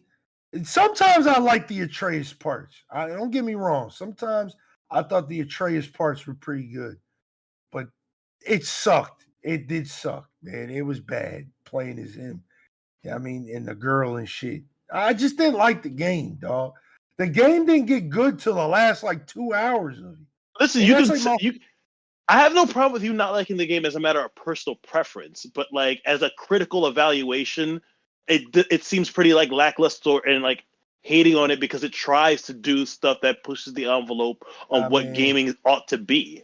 Like, it shouldn't always be these like simplistic, white hat hero characters that we, don't force us to kind of think deeper about various other things. I mean, in a sense, I think that's kind of what the model that Uncharted was trying to like broach in a way of like this is more than just gaming, but this in and of itself can take the place of cinema in a way, and we can tell complicated, complex stories through gaming. I understand that. I think we should save this conversation for when we do another hot takes episode. When we do another hot takes episode, bring it up again. I'll have the whole list for you. Let me just ask you something though. What made you love Metal Gear Solid so much? Oh man, dog. Oh man. I don't think we have enough time for that, dog. But if I had to simplify it for you, it's just that it's that storytelling. It's it's the style of it, man. It's the gameplay. It's everything, man. Everything about it, dog. It's just perfect, man. It's perfect. Everything. The gameplay. You know what I mean? The gameplay for Metal Gear is just ever since the 90s has just been amazing, dog. It's been amazing. Is it? Like, I mean, the old NES Metal Gear? Yeah, but I'm talking about Metal Gear Solid, which came out in like 98, 99. So that's why I'm saying since the 90s. Like it's just always been like a gameplay.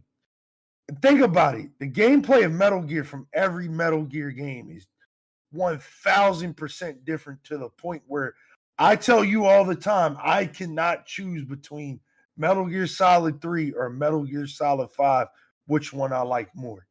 That goes to show you how good the games are, dog. Because to me, 3 has the best story in the genre. But 5 has the best gameplay in the genre. And the gameplay for that game is just top tier. Top tier. I mean, top tier gameplay. So it's like, yeah, the story for 5 is unfinished and, not that good. Yeah, I mean, it makes up with it from the gameplay just being so fucking good. You know what I mean? Whereas like Metal Gear Solid 3, like, from Metal Gear Solid 2 to Metal Gear Solid 3 is a big leap. You know what I mean? You have the camouflage system that was introduced. You had all these new mechanics, eating, injuries, all this shit. And then they took it to the next level with Metal Gear Solid 4, where you're literally wearing a suit that absorbs with any material that you're laying on or you're touching or something like that to camouflage yourself. So gameplay-wise, boom, they killed it. They killed it there. You know what I mean? And then I listen, I can't tell you how good the story is. You're gonna have to play it for yourself, man. You already know, bro. You mean like watch Metal Gear games are just immaculate when it comes to storytelling, man. It may be a little confusing, it may be a little strange, but they're really good at telling stories, man. That's why I said to you, Warren, you need to play Death Stranding, dog. It's like everything that Kojima learned from years of Metal Gear, he put in the Death Stranding, dog. And it's I tried. I just couldn't get with the package delivery system. Fucking fire, dog. Yeah, it's fucking the greatest game I've ever played, man. Yeah, it's one of them, dog. But it was like I said, like that's how I feel, man. But we said we're going to do that Dragon Age review. We're going to hold off on that until we talk about this next topic because I know we're going to spend some time on it. I want to know how y'all both feel about this because the good thing about recording this podcast is I waited until we got the announcement and we got to finally see what the Switch 2 has to offer for us. Eknight, what did you think, man? I'm not gonna lie, I kind of like the old design a little bit. Ooh. The slide into the side was pretty cool. I like the click it made. Now it's you just plug it in like a USB. Yeah. I kind of thought that was a little weird. Mm-hmm. But honestly, it really is just gonna depend on what games are coming out and how well this is gonna run those games. Yeah, hardware wise. Yeah, Switch 1 suffered a lot. 2 questions. Yes. 1, this is a completely and totally new port, meaning you cannot simply play regular Switch games on the Switch 2. You can. You They can. already said it's backwards compatible. Okay, so it is backwards compatible. That was going to be my second Yeah. question, but like you can't play Switch 2 games on a regular Switch. No, probably not. There might be Okay. a Switch 1 version of that game just for Yeah. generational purposes. Yeah. But I don't know if Nintendo fully embraces that all the time. Yeah, like Does I heard that Nintendo- the Metroid Prime is going to be on both the Switch 2 and the Switch 1. Like they did the same thing with Breath of the Wilds. Breath of the Wilds was a Switch launch title, but it also came out on the Wii U. So, But also, like with Nintendo, with any of its games, like, do they ever experience like that, drastic graphical improvements compared to like, the consoles? It's more art style than anything. yeah, I was about to say that. Look It's at the not. It's not GameCube. really. It's not about graphics right now. It's about performance. The problem I had with the Switch 1, and it's one of the reasons why I stopped playing Scarlet and Violet, is that it is so fucking laggy in the overworld that it's just like it pisses me off. I can only play it docked because trying to play it in handheld form is just like it just like stutters too much. And even when it's docked, it stutters a lot too. Yeah. And the same thing goes for like games like Breath of the Wild or even like games like Skyrim and stuff. Like the Switch, it's a really good idea. It just power wise, it didn't have the power for a lot of the games that like it sold. And if you're gonna have first party titles on there, like you should be able to like maximize the experience by making sure those stutters and frame rate drops don't happen. So the problem I'm a little concerned about, and I'm not sure because I'm not a super tech wizard expert, but if Switch 2 comes out and it's almost exactly the same specs as Switch 1, then I'm like, maybe what's the point of buying this? You know, it needs to have a really, really good, massive boost in like being able to like play games without stutter. Like basically, like I should be able to play. If I boot up Scarlet and Violet on there should be no stuttering. Like there should be no stuttering with the Breath of the Wild. Like if I get into a dragon fight, and, Skyrim on there, I shouldn't have frame rate drop whenever the dragon breathes fire or something like that. Like you know what I mean? Like it shouldn't do that at all. Like if I play Metroid Prime on there and it just 100%. runs poorly, I'm gonna be kind of tilted because it's like, bro, this is your next generation Switch console. You guys are doing something that you guys never do, which is not change the entire platform to something else. You guys are sticking with this model because you like this model, and a lot of people like this model. It's super popular. Yeah. But you need to make sure the games can run properly. Absolutely. I think for me, right, without being a Nintendo dick rider, because I can be a Nintendo dick rider sometimes. Nintendo's very good at like hitting that nostalgia button on me. And the Switch 2 for me, I've been waiting to kind of say this. I'm a little worried, man. I'm a little worried, dog. Like I need to know what this hardware is like inside, man. I need people to stop speculating. Just from the view of the console itself, right?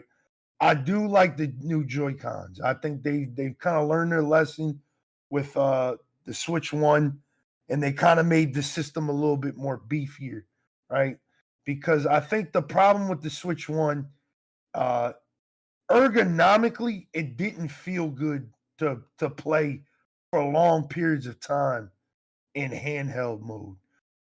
And I just didn't like the way the Joy-Cons felt at times. I feel like they've kind of the system looks bigger. Obviously, it is bigger. I think they said it's already like bigger. Like it kind of looks like it's almost like a tablet size. So I'm kind of looking forward to this thing, man. Like I ain't gonna lie. I just need to see what the hardware is, man. And I need to see what Nintendo is gonna bring to this new system, right? Like I feel like when the Nintendo Switch first dropped, they were like really strong. Like they were going in, they were not only like focusing really hard on like old IPs, but they were going in with like their new IPs. Like you had ARMS and Splatoons. Like they were really trying to push like Splatoons to be like their big shooter and stuff. It's like I really kind of want Nintendo to go back to like the basics sometimes, because that's what's always worked for them. Like don't try like the thing with the Switch, right? That I really appreciated them doing for those people who are weird. That are like, I own a Switch and nothing else, which I think is just weird. Like, I think the Switch is one of those systems. It only complements if you have another console or a PC. Like, if the Switch is your main console, you're just fucked. Like, you can't enjoy Fortnite the way everybody else can. You can't enjoy Apex. Like, all those free to play games run like shit on Switch compared to like even like a PS4 or like an Xbox One. So it's just like the Switch by itself just wasn't a good home main console. I need the Switch 2 to do that. I mean, not that it's going to be my main console, but I've always felt like Nintendo did very well when, like, I always bring it back to the GameCube, not because I owned it, because I really thought GameCube was that system that had so much competition. Like it was unprecedented amounts of competition, right? If you really think about the Wii, the fucking Xbox 360 and the PS3, the Wii is in an island on its own. You know what I mean? Which is probably them playing it safe and doing the right thing. But the GameCube was competing to be your main console. It was competing to be, hey, you don't need a PS2, you need a GameCube. You don't need an Xbox, you need a GameCube. You don't want to play Halo, you want to play Metroid Prime. You know what I mean? You don't want to play fucking Grand Theft Auto, you want to play this game. You know what I'm saying? Like, I need the Switch 2 to really just compete with the Xbox and the PS5, dog, the right way. You know what I mean? The right way. And they kind of did it right with the Switch in the beginning, because in the beginning they were like, hey, we're going to be more open to like third-party games, because that's what hurt the GameCube. That's what really hurt the GameCube. Like, remember back in the day, Eknight, like there were certain games we just couldn't play because they weren't coming out on the GameCube, like Medal of Honor, like certain Call of Duties just weren't coming out on the GameCube. Like, yep, true. It wasn't possible. You know what I mean? I will say this: the GameCube did have quote unquote third party titles. They just weren't multiplats. Yeah, they weren't multiplats, and a lot of times, like again, like it's just because at the time DVD was the way like a lot of those games ran. And I forget what the CD was that the GameCube ran on, a really small ass CD.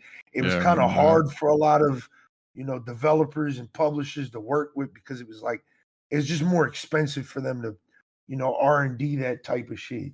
So they were just like, we'll skip putting, this game on that, and we'll just put it on PlayStation and Xbox. And it hurt the system in that sense. But for me, obviously being a child at the time when the GameCube came out, it didn't hurt me at all, because the GameCube had some of the best games of Nintendo's entire library. Some of the best Fire Emblem, the best Smash Bros, the best Metroids. You know what I mean? Like, debatably the best Metroids. The best Zeldas. You know what I mean? Like, I just need them to get back to that, man. Like, if I hear that the next Call of Duty is coming out on the Switch 2, Not that I'm gonna buy it on the Switch 2, but just hearing that, oh shit, like, you know, people who invest in the Switch 2 can play like Call of Duty, or they can play, you know, they're probably not gonna be able to play Grand Theft Auto 6, but you know, they can play these games that are coming out now. That would make me happy, dog. Because I just feel like, again, we talk about it all the time on this podcast. Competition is good. And I feel like right now, PlayStation ain't got no competition because Xbox don't really care about selling a console. They care about selling a service. You know what I mean? I mean, So that is in a way competition to yeah, PlayStation. but PlayStation is just, they're not taking the L. And I do think the PS5 era that we're in right now is sometimes lackluster. Like, there's some great PS5 like games and exclusives, but like, we ain't hitting like PS4 era like greatness. Like, PS4 was like just great. It was just great. It was great. To be a PlayStation 4 owner was just like greatness. You know what I mean? Like, it was greatness. You know what I mean? Like, you just had access to games that nobody else could play. You know what I mean? Like, and not only that nobody else can play, was just like, damn, like, these games are really pushing the envelope versus what every other platform has available at the time. You know what I mean? Because I do think exclusivity is a bad thing.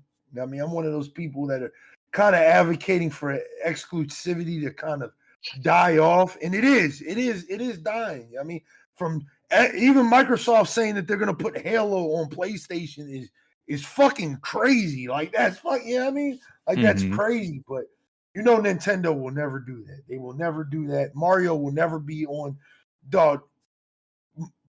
I don't know. That'll never happen. That'll never happen. They technically, I mean, like, they do put stuff on mobile, so like it is possible. Listen, it could happen.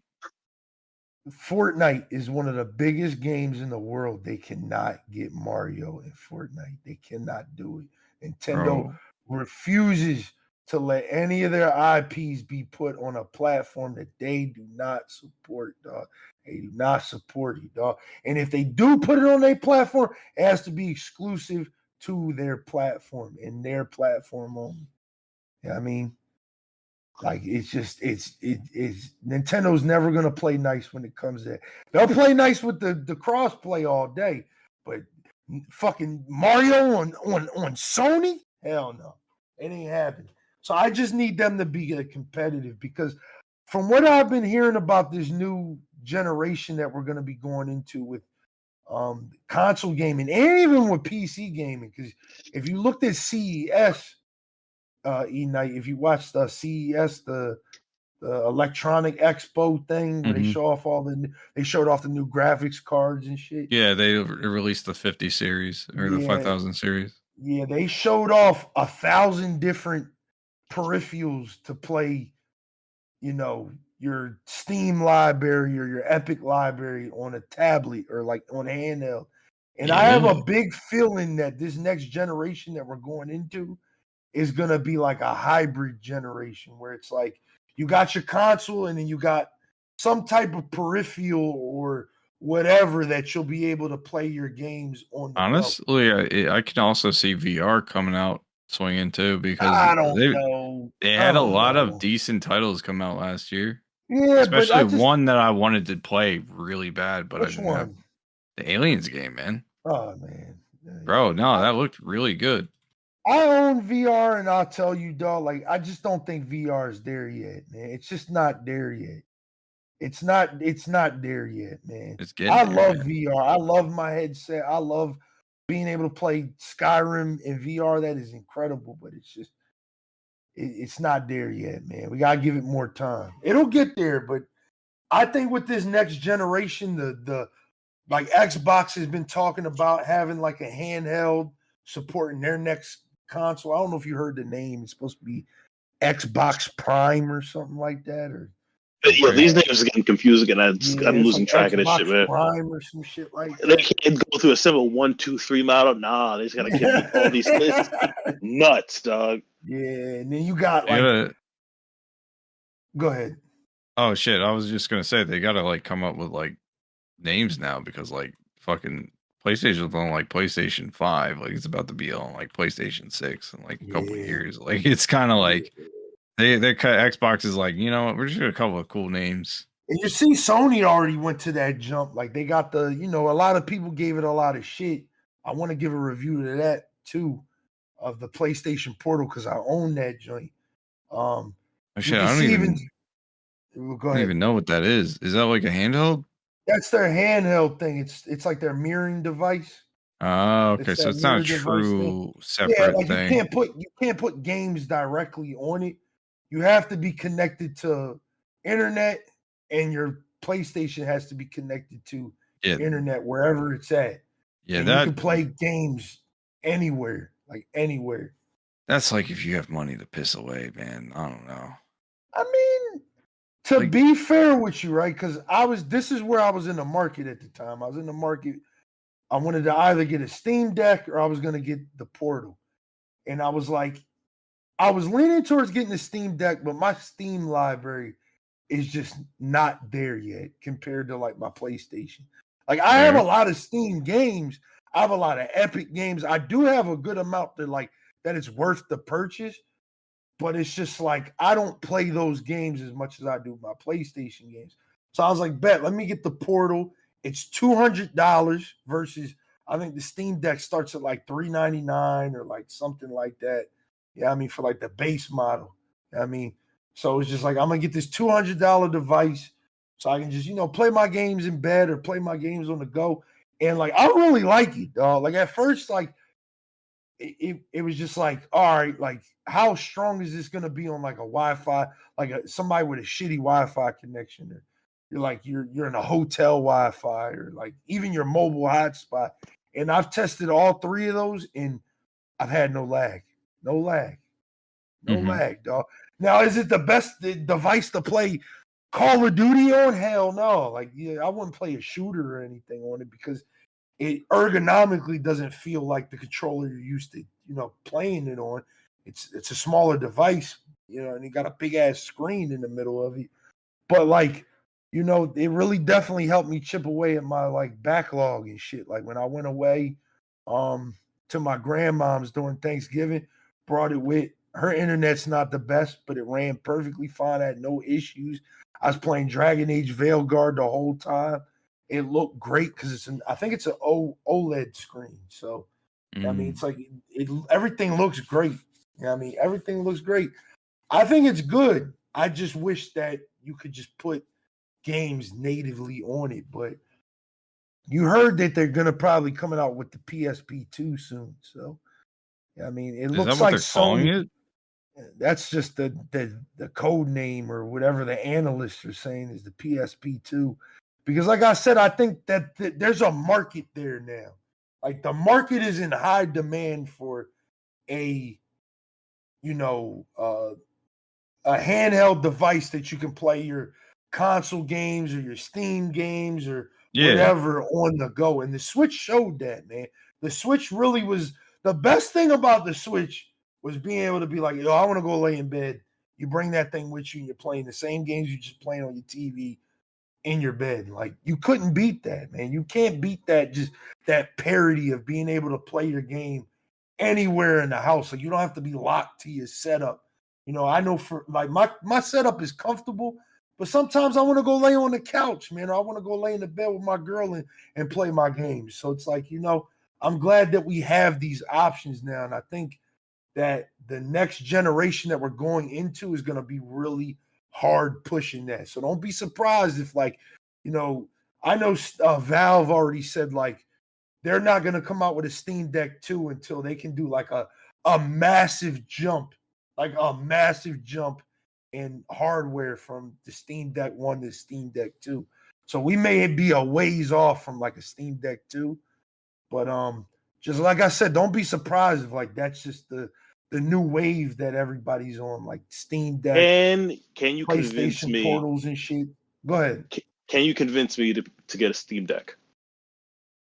I can't because I don't. Like I said, my library for Steam is like it. I have a lot of games. Like, don't get me. Warren, what do you play on PlayStation primarily, right? Yeah. Yeah, but Then like you a probably handheld thing shouldn't. would be nice. Yeah, but this isn't for PlayStation. This is for like PC games that you I'm aware essentially. of that, but it's like a handheld system that I can take with me, right? Yeah, and you can That's what put the games Portal is native. too, right? Well, the Portal is a mirroring device, so it's like as long as you have Wi-Fi and your PlayStation is in rest mode on Wi-Fi, you can play your PlayStation anywhere you want, anywhere you want, anywhere. Yeah, I mean that's what the Portal does. You can't put games natively on it. The Steam Deck, you can put. Let's say you want to play. I don't know. Fucking, I'm looking at the icons on my screen. You want to play fucking Ready or Not, right? I Right. don't know if Ready or Not is supported by the Steam Deck because some games are supported by the Steam Deck, some games aren't. It depends on how much they use like a mouse and keyboard or if they can support all those buttons or not. But let's think of a game like Skyrim, right? I mean, Mhm. everybody loves Skyrim. I mean, you could put Skyrim natively on that system, and no matter where you're at, if you don't have Wi-Fi or anything, you can play that game. That's what the Steam Deck does. Mm. So you can play your lot like as long as you bought the game, Warren, you can play that shit anywhere you want. Versus Mm. with the PlayStation Portal, like I'll come over your house one day and bring it and show it to you. Like you literally it's just a mirroring device. Whatever is displaying on my monitor at home is showing right on my PS Portal, PlayStation Portal. So can you also play like disc games that are pretty much already on your PlayStation? If the So, disc is in the PlayStation, yeah. If the oh, disc is swag. in there, yeah. If the disc is in that joint, but the thing is, you got to understand, you can only have one disc in your PlayStation at a time. So Right. it's like, you know what I mean? Like you can't switch games in and out. You know what I mean, as if your library was digital. So it does help if your library is a little bit more digital with the Portal. You know what I mean? My library is like half and half. Like a lot of my games are digital and a lot of my games are physical. So I And let mean, me guess, you need Wi-Fi in order to access it. yeah, you gotta have Wi-Fi. You know what I Mm. mean? You can't do anything offline. The minute that portal loses Wi-Fi, you lose connection to the PlayStation. So it just Mm. gives you it'll do like a little animation, like a little circle, like a portal. Yeah, I mean everything will get sucked into the portal, and it'll be like, yo, you lost internet connection. Please reconnect. You know what I mean? That's it. Like I said, I did hotel Wi-Fi. I was playing fucking Assassin's Creed Valhalla, no lag, no nothing. No input lag or any. That was like my biggest fear was like input lag and all that shit. None of Yeah. that. It was good. It's perfect. Perfect.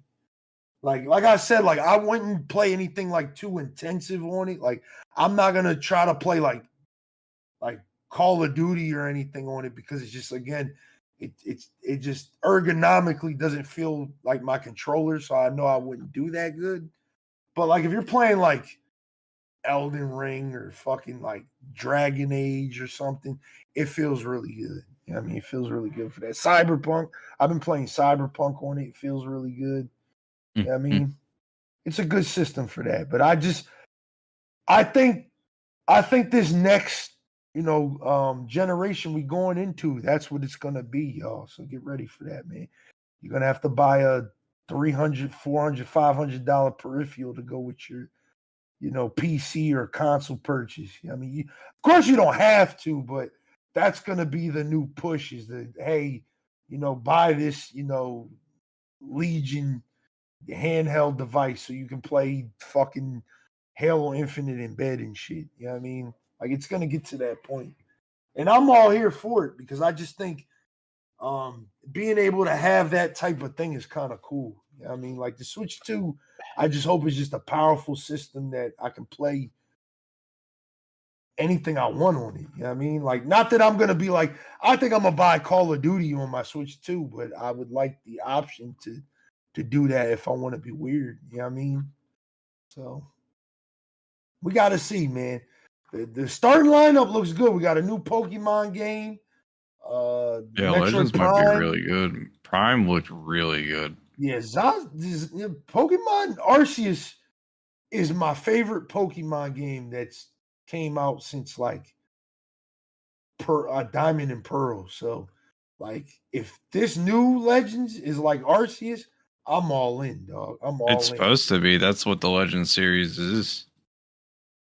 I'm all in that, man. It's like I said, Arceus was really good. Really good. I don't know why they didn't make Scarlet and Violet anything like Arceus.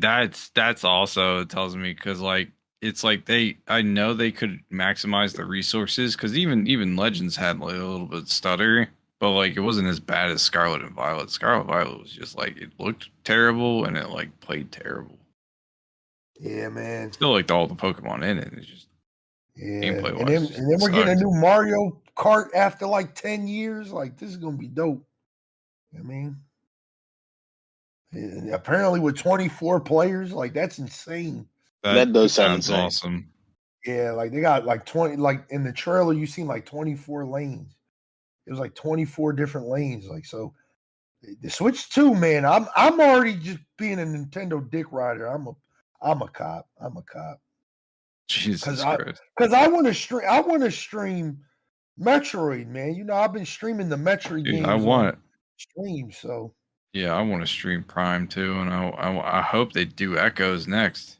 yeah, that's already Echoes confirmed. was the one. That's yeah, coming soon. That's supposed to be Echoes, coming and like then next month or fucking two. dude, I love Metroid Prime 3. That was such a his fun shit. game. Yeah, that was his shit. That was a good Especially game. on the Wii. I played through that story like 60 times, like just because you can just like you basically were shooting the gun because the Wii's gimmick. It was a good game, dog. It was a good game. I said, man, we'll see what they do, man. We'll see what they do, dog. But we got anything else before we close this joint out, E-Night? You got like an article or two you want to talk about something quick? You want to talk about? Man. Go ahead on your review. You got it. Dragon Age, man. Okay, y'all. So y'all know I played. For? No, it's not, man. Sorry. It's not, man. It's not, dog. It's not, man. It's sad, man. It's sad, dog, because it's like I love BioWare, man. I'll always love BioWare because of the Mass Effect series. Yeah, I mean, I'm one of those people that didn't think Andromeda was that bad. Like, it was bad, but it wasn't as bad as, you know, recent games. But this joint, like, breaking it down for you, right? Like, the dialogue isn't the biggest problem I have with this game. The biggest problem I have with Dragon Age Veilguard, and if I'll even beat it or not, because I didn't beat it yet, is the combat, man. The combat is just not good. It's not good. It's honestly like frustrating to a sense. And I only think it's as bad as it is because you remember the rumors, E-Night, that they talked about this game was supposed to be like a live service, like co-op. Yeah, like hero shooter type thing. Yeah. And I think when they tried to scale it back, they didn't scale it back in the combat department. Like, I already was like skeptical of the combat because it was like, damn, I can only play as my character. I can't play as anybody else. Like, you know, that was always like a thing with the Dragon Age game. Yeah, like Inquisition was like that, and I really liked that form of gameplay. Yeah, like it was almost like a turn-based, like a live turn-based game. Inquisition was so good. It was like, all right, you want because I played as an archer, so it was like it was easy for me to do my skills and then command my characters to do, you know, whatever they needed to do and shit like that. But with this game, like I'm playing as an archer, you're not an archer, you're a ranger, but you're not like a true archer. I mean, you're a dude with a bow and arrow, but the bow and arrow is not your main weapon. Your main weapon is a dagger and a sword. So it's like, I don't like that. I don't like that. Like, I'm a ranger, so I have an option to do long range combat, but that is on a cooldown. You know what I mean? My bow and arrow, you have 8 arrows. And once you throw those 8 arrows, you have to wait for them to, you know, like replenish. So you shoot another one. Yeah, it's ass, bro. It's ass. That doesn't make any sense. It's ass, bro. Like they did a hybrid combat, but your ranged attacks are just limited. Yeah, bro. Like somebody told me, right? Because I'm somebody else is playing it in my community was like, I'm playing as a mage and I love the combat because like you said, I can just sit back. I can throw all my, my range shit at them, and I can, call out commands with my other characters and stuff.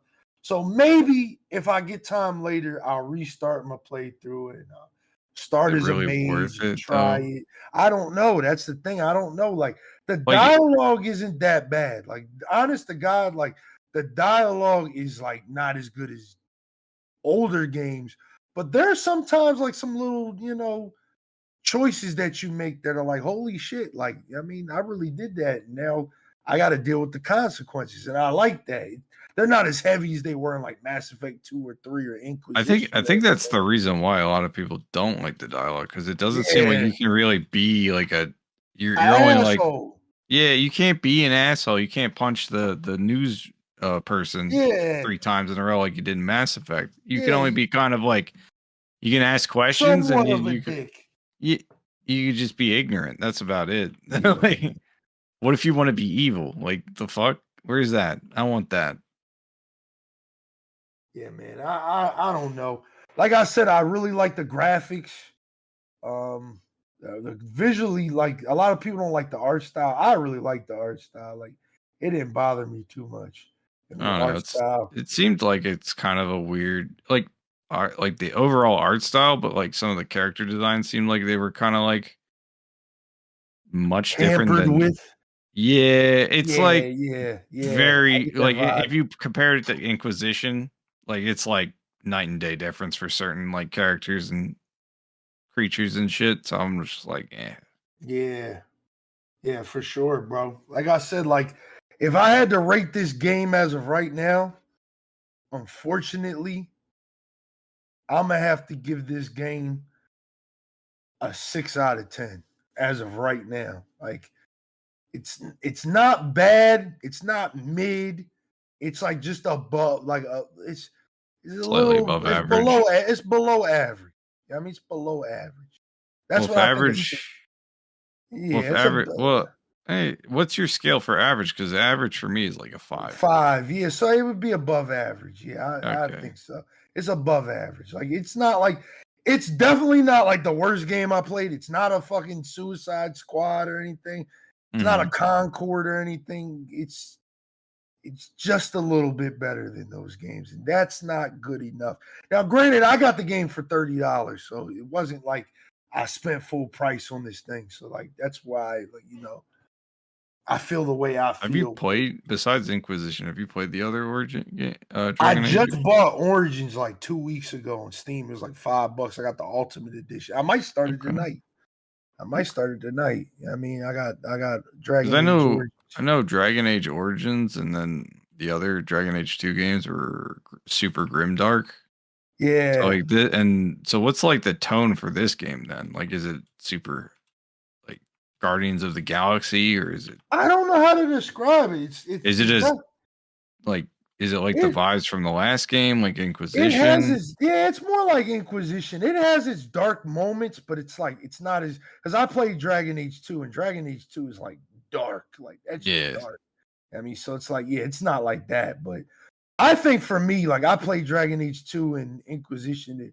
I think Inquisition for me was just like peak. Like they had a winning formula, and they said, let's not go with that. And that upsets me because like Inquisition was just like a perfect balance of like,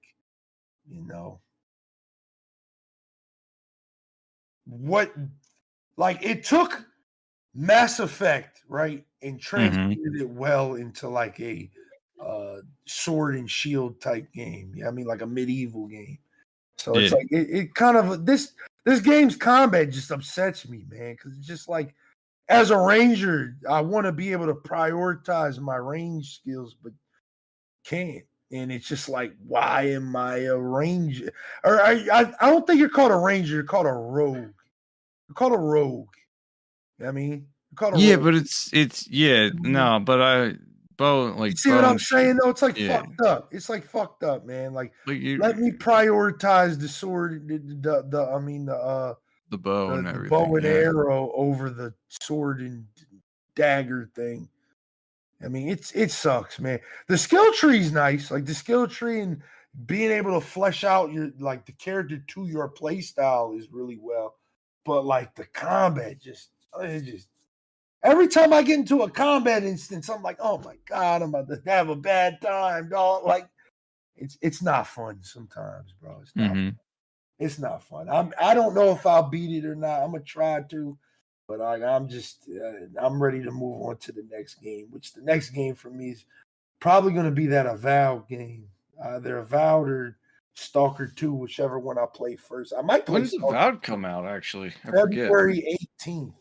Oof, February 18th. that is not a good date. Okay, That's a Game Pass game, and they're already calling that game woke for I don't know what reason. There's it's because of the game dev said something on Twitter about like yeah. I think if I might be misquoting, there might be another one. I think he like pissed off. He said he hopes he pissed off Elon Musk about his game or some shit like that. I don't know. Yeah, Some weird. Val looks like it's gonna be a good RPG. I'm a little scared because we haven't seen much of it, and it comes out in like a month. So it's like that game's gonna get pushed back. We didn't even talk about the real game that got pushed back that pissed me off. Oh, fucking Shadows, yeah. Fuck Ubisoft, man. Fuck y'all, man. Y'all be drawing, dog. Like y'all about to skull and bones the fuck out of your man. Like Dave, how do you feel? You know, you're somebody who doesn't really care about Assassin's Creed. I know you don't. I literally don't give a fuck. I think it's the funniest thing in the world. And then also, I heard there was a issue with them pushing it back to that specific date because there's a horrific event that happened in Japan. I think like after the bombings, or something like that. Yeah. So like, yeah, I don't know. Like, there was a minor controversy about that. I had heard about, but I didn't really look too much into because again, I don't give a fuck about the game. An Assassin's Creed person, yeah, man. I get it.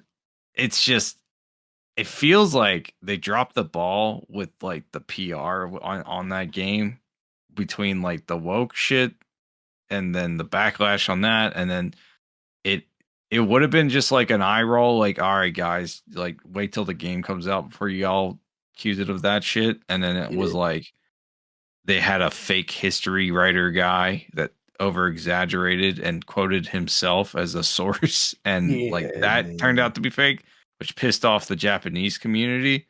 And then there was a bunch of other things, like they used like a non-commercial landmark in the game that you're not allowed to use, like according to like they have like certain landmarks.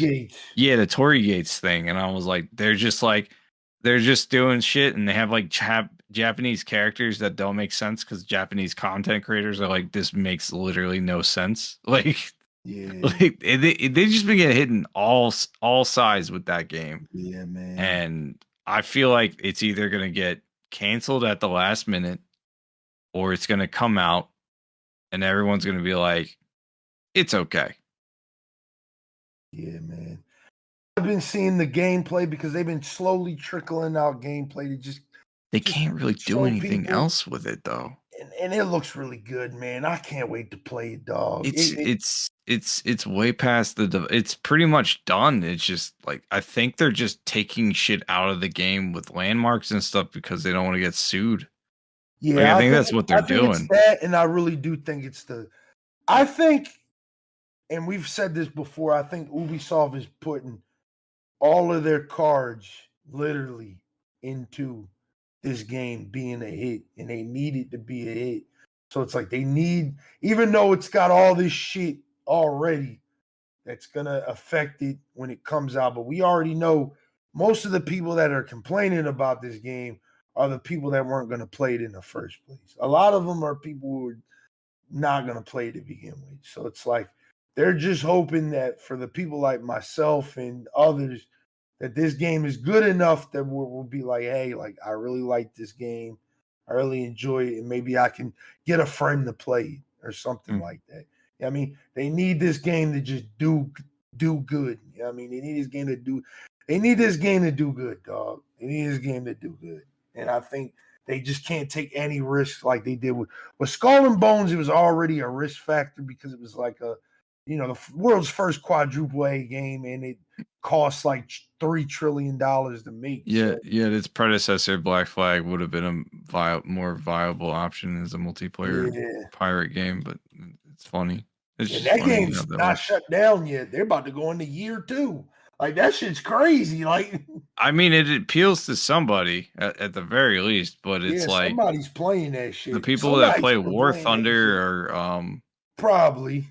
Yeah, I forget what the other games are, but like game just needs to be free to play, man. Those types of games just need to be free to play, man. Asking somebody to buy a looter shooter in 2025 is like a fucking death sentence, dog. Like, it's not good, man, because we're just hip to it now. We are hip to it. We know it's not a $70 game. You want to milk the fuck out of me, and you're gonna milk the fuck out of me, because when your new expansion comes out, you're gonna shut something down that's gonna stop me from playing the content I've already paid for. So now I gotta buy the new shit. You know what I mean? We not stupid, dog. We're not stupid. You know what I mean? But Anthem should have had a better shot than it did. I'm gonna just leave it at that. That's that it did. It actually had a decent amount of hype around it, despite it being a game People that was are trying to bring under it a back. year. I'm part of the Reddit community that's trying to bring that shit back. Listen, if they bring it back, I just hope that they actually make content for it instead of just trying to like. I'll be streaming it. I'll definitely be streaming it 100%. But yeah, man, fuck Ubisoft. That shit upset me a lot. Yeah, I mean, because I've been playing the fuck out of Valhalla because I can't wait to play this new joint, dog. Like, to me, besides Monster Hunter Wilds, that is the game I'm most excited for this year. That and that Metal Gear Solid remake that doesn't have a release date yet. I mean, I don't know why that doesn't have a release date yet, but you seen the gameplay that I showed you earlier? I sent to you on Instagram. No, I did intentionally. I'm not looking at stuff like that. No, I refuse. Good, man. That shit looks so good, dog. Oh my god, I just want it. I want it. But that's all I got, man. We're gonna leave it on this last thing, man, before we call this joint off. Yeah. Warren, what was your game of the year last year? Give me your game of the year last year. The best game you played last year. That came out last year. That you played. Now you had to play it. Yep. Hold on for a second. When did Liza P come out? Did that come out like late 23? Nah, that was 2023. That was pretty. Yeah, it's 23 or 22. Yeah. It came out late 23. Yeah.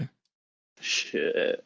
Does Elden Ring DLC count? Oh, man. Yo, fuck this, dude. You are the problem, dog. Exactly. The whole fucking controversy of that shit. Oh, man. It could be yours if you want it to be, man. No. Hell yeah. I mean, if Rambo can make his game of the year a game he's never played, then what the fuck, man? Why are we stopping this man from making a game he did fuck play? It. Fuck all the rules. My game of the year is Halo 3 again from 2007. Like, fuck. Hey, man. I fucking hate, that they did try to do that shit. I feel like that's just a But yeah, y'all, this may be a slow couple months. Well, not necessarily, because next month literally fucking Wilds, Avowed, Kingdom maybe Come possibly Doom. I don't know. Nah, or Slipgate. Slipgate definitely might be a possibility. Shit, Mecha Break. Shit, man, I feel like Mecha Break's gonna be like fucking middle of the summer. I can't wait for that game. I can't wait. It's gonna be so much fun. I generally cannot wait for that game. Like I need, like, I'm not trying to say like fuck Call of Duty, but I need other games to play other than Call of Duty. Yeah. I mean, yeah. Playing Helldivers with you that day, like, really had me like, yo, like. Oh yeah, that was a hell of a lot of fun. That's as long as they keep adding just like occasional like updates and stuff like they have been, it's gonna be great when we finally, because if they're following the model of the first game, we're gonna get boss fights. And those will be like 4-man raids essentially. Yeah, it's gonna be dope, dog. I'm excited. But yeah, man. been a great conversation. Are you guys gonna buy the Switch too, man? Leave it in the comments. Probably. DM me, do whatever. I mean, y'all feel like doing. I'm definitely buying the Switch too, man. I'm just at this point in my life, it's like Nintendo does what it's supposed to do for me, so I will always buy their system. I'm just a little worried, man. Like I said, like hardware rise, like I heard a lot of arguments saying like, oh, the ports on the side look flimsy and all this stuff. Like I'm pretty sure they are indeed these things already, and they already Probably. know, the risks and the strength of the console and stuff like that. So I'm not worried about that. I just hope they learn from the Switch 1, they improve on that system, and we get a great console, man, because I would love to have a great GameCube emulator in my house. Yeah. No, for real though. I need a GameCube shit. emulator. Yeah, I want to play Geist again, dude. I can't find that game anywhere, dude. I'm trying to play you can't find the game, or you can't find I can't find the game. Emulator. No, I could probably find the emulator. I actually want to get the GameCube game. Dog, you had the game. I gave you the game. Did you? It's probably in your house somewhere. You gotta look where all your Wii games is or something. It's Bro, probably I have no idea. I gave you that shit because I don't have it no more. Fuck, dude. I don't know where any of that shit is. Yeah, you better find that joint. That shit. Do you still have Twin Snakes? Of course. That shit. You should get that. You should get that graded, by the way. I should. I'm looking right at it. I mean, I got that shit up on my little bookshelf looking like a plaque and shit. You know what I mean? There you go. That's one of my games right there, right next to my PS1 MGS1 game. You know what I mean? And if I get the steel book for Delta, it'll go right there, right next to both of those. You know what I mean? Yeah, man.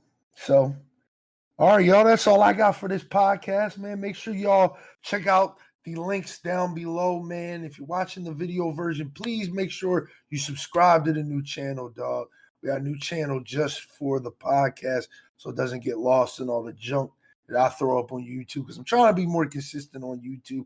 I'm just really just uploading VODs and shit. That's all I'm doing. I mean, trying to get people to come to the stream. It's working to a certain extent, but I mean, make sure y'all sub up, and we will see you guys on the next episode. Take it easy, y'all. Peace. Later, gamers.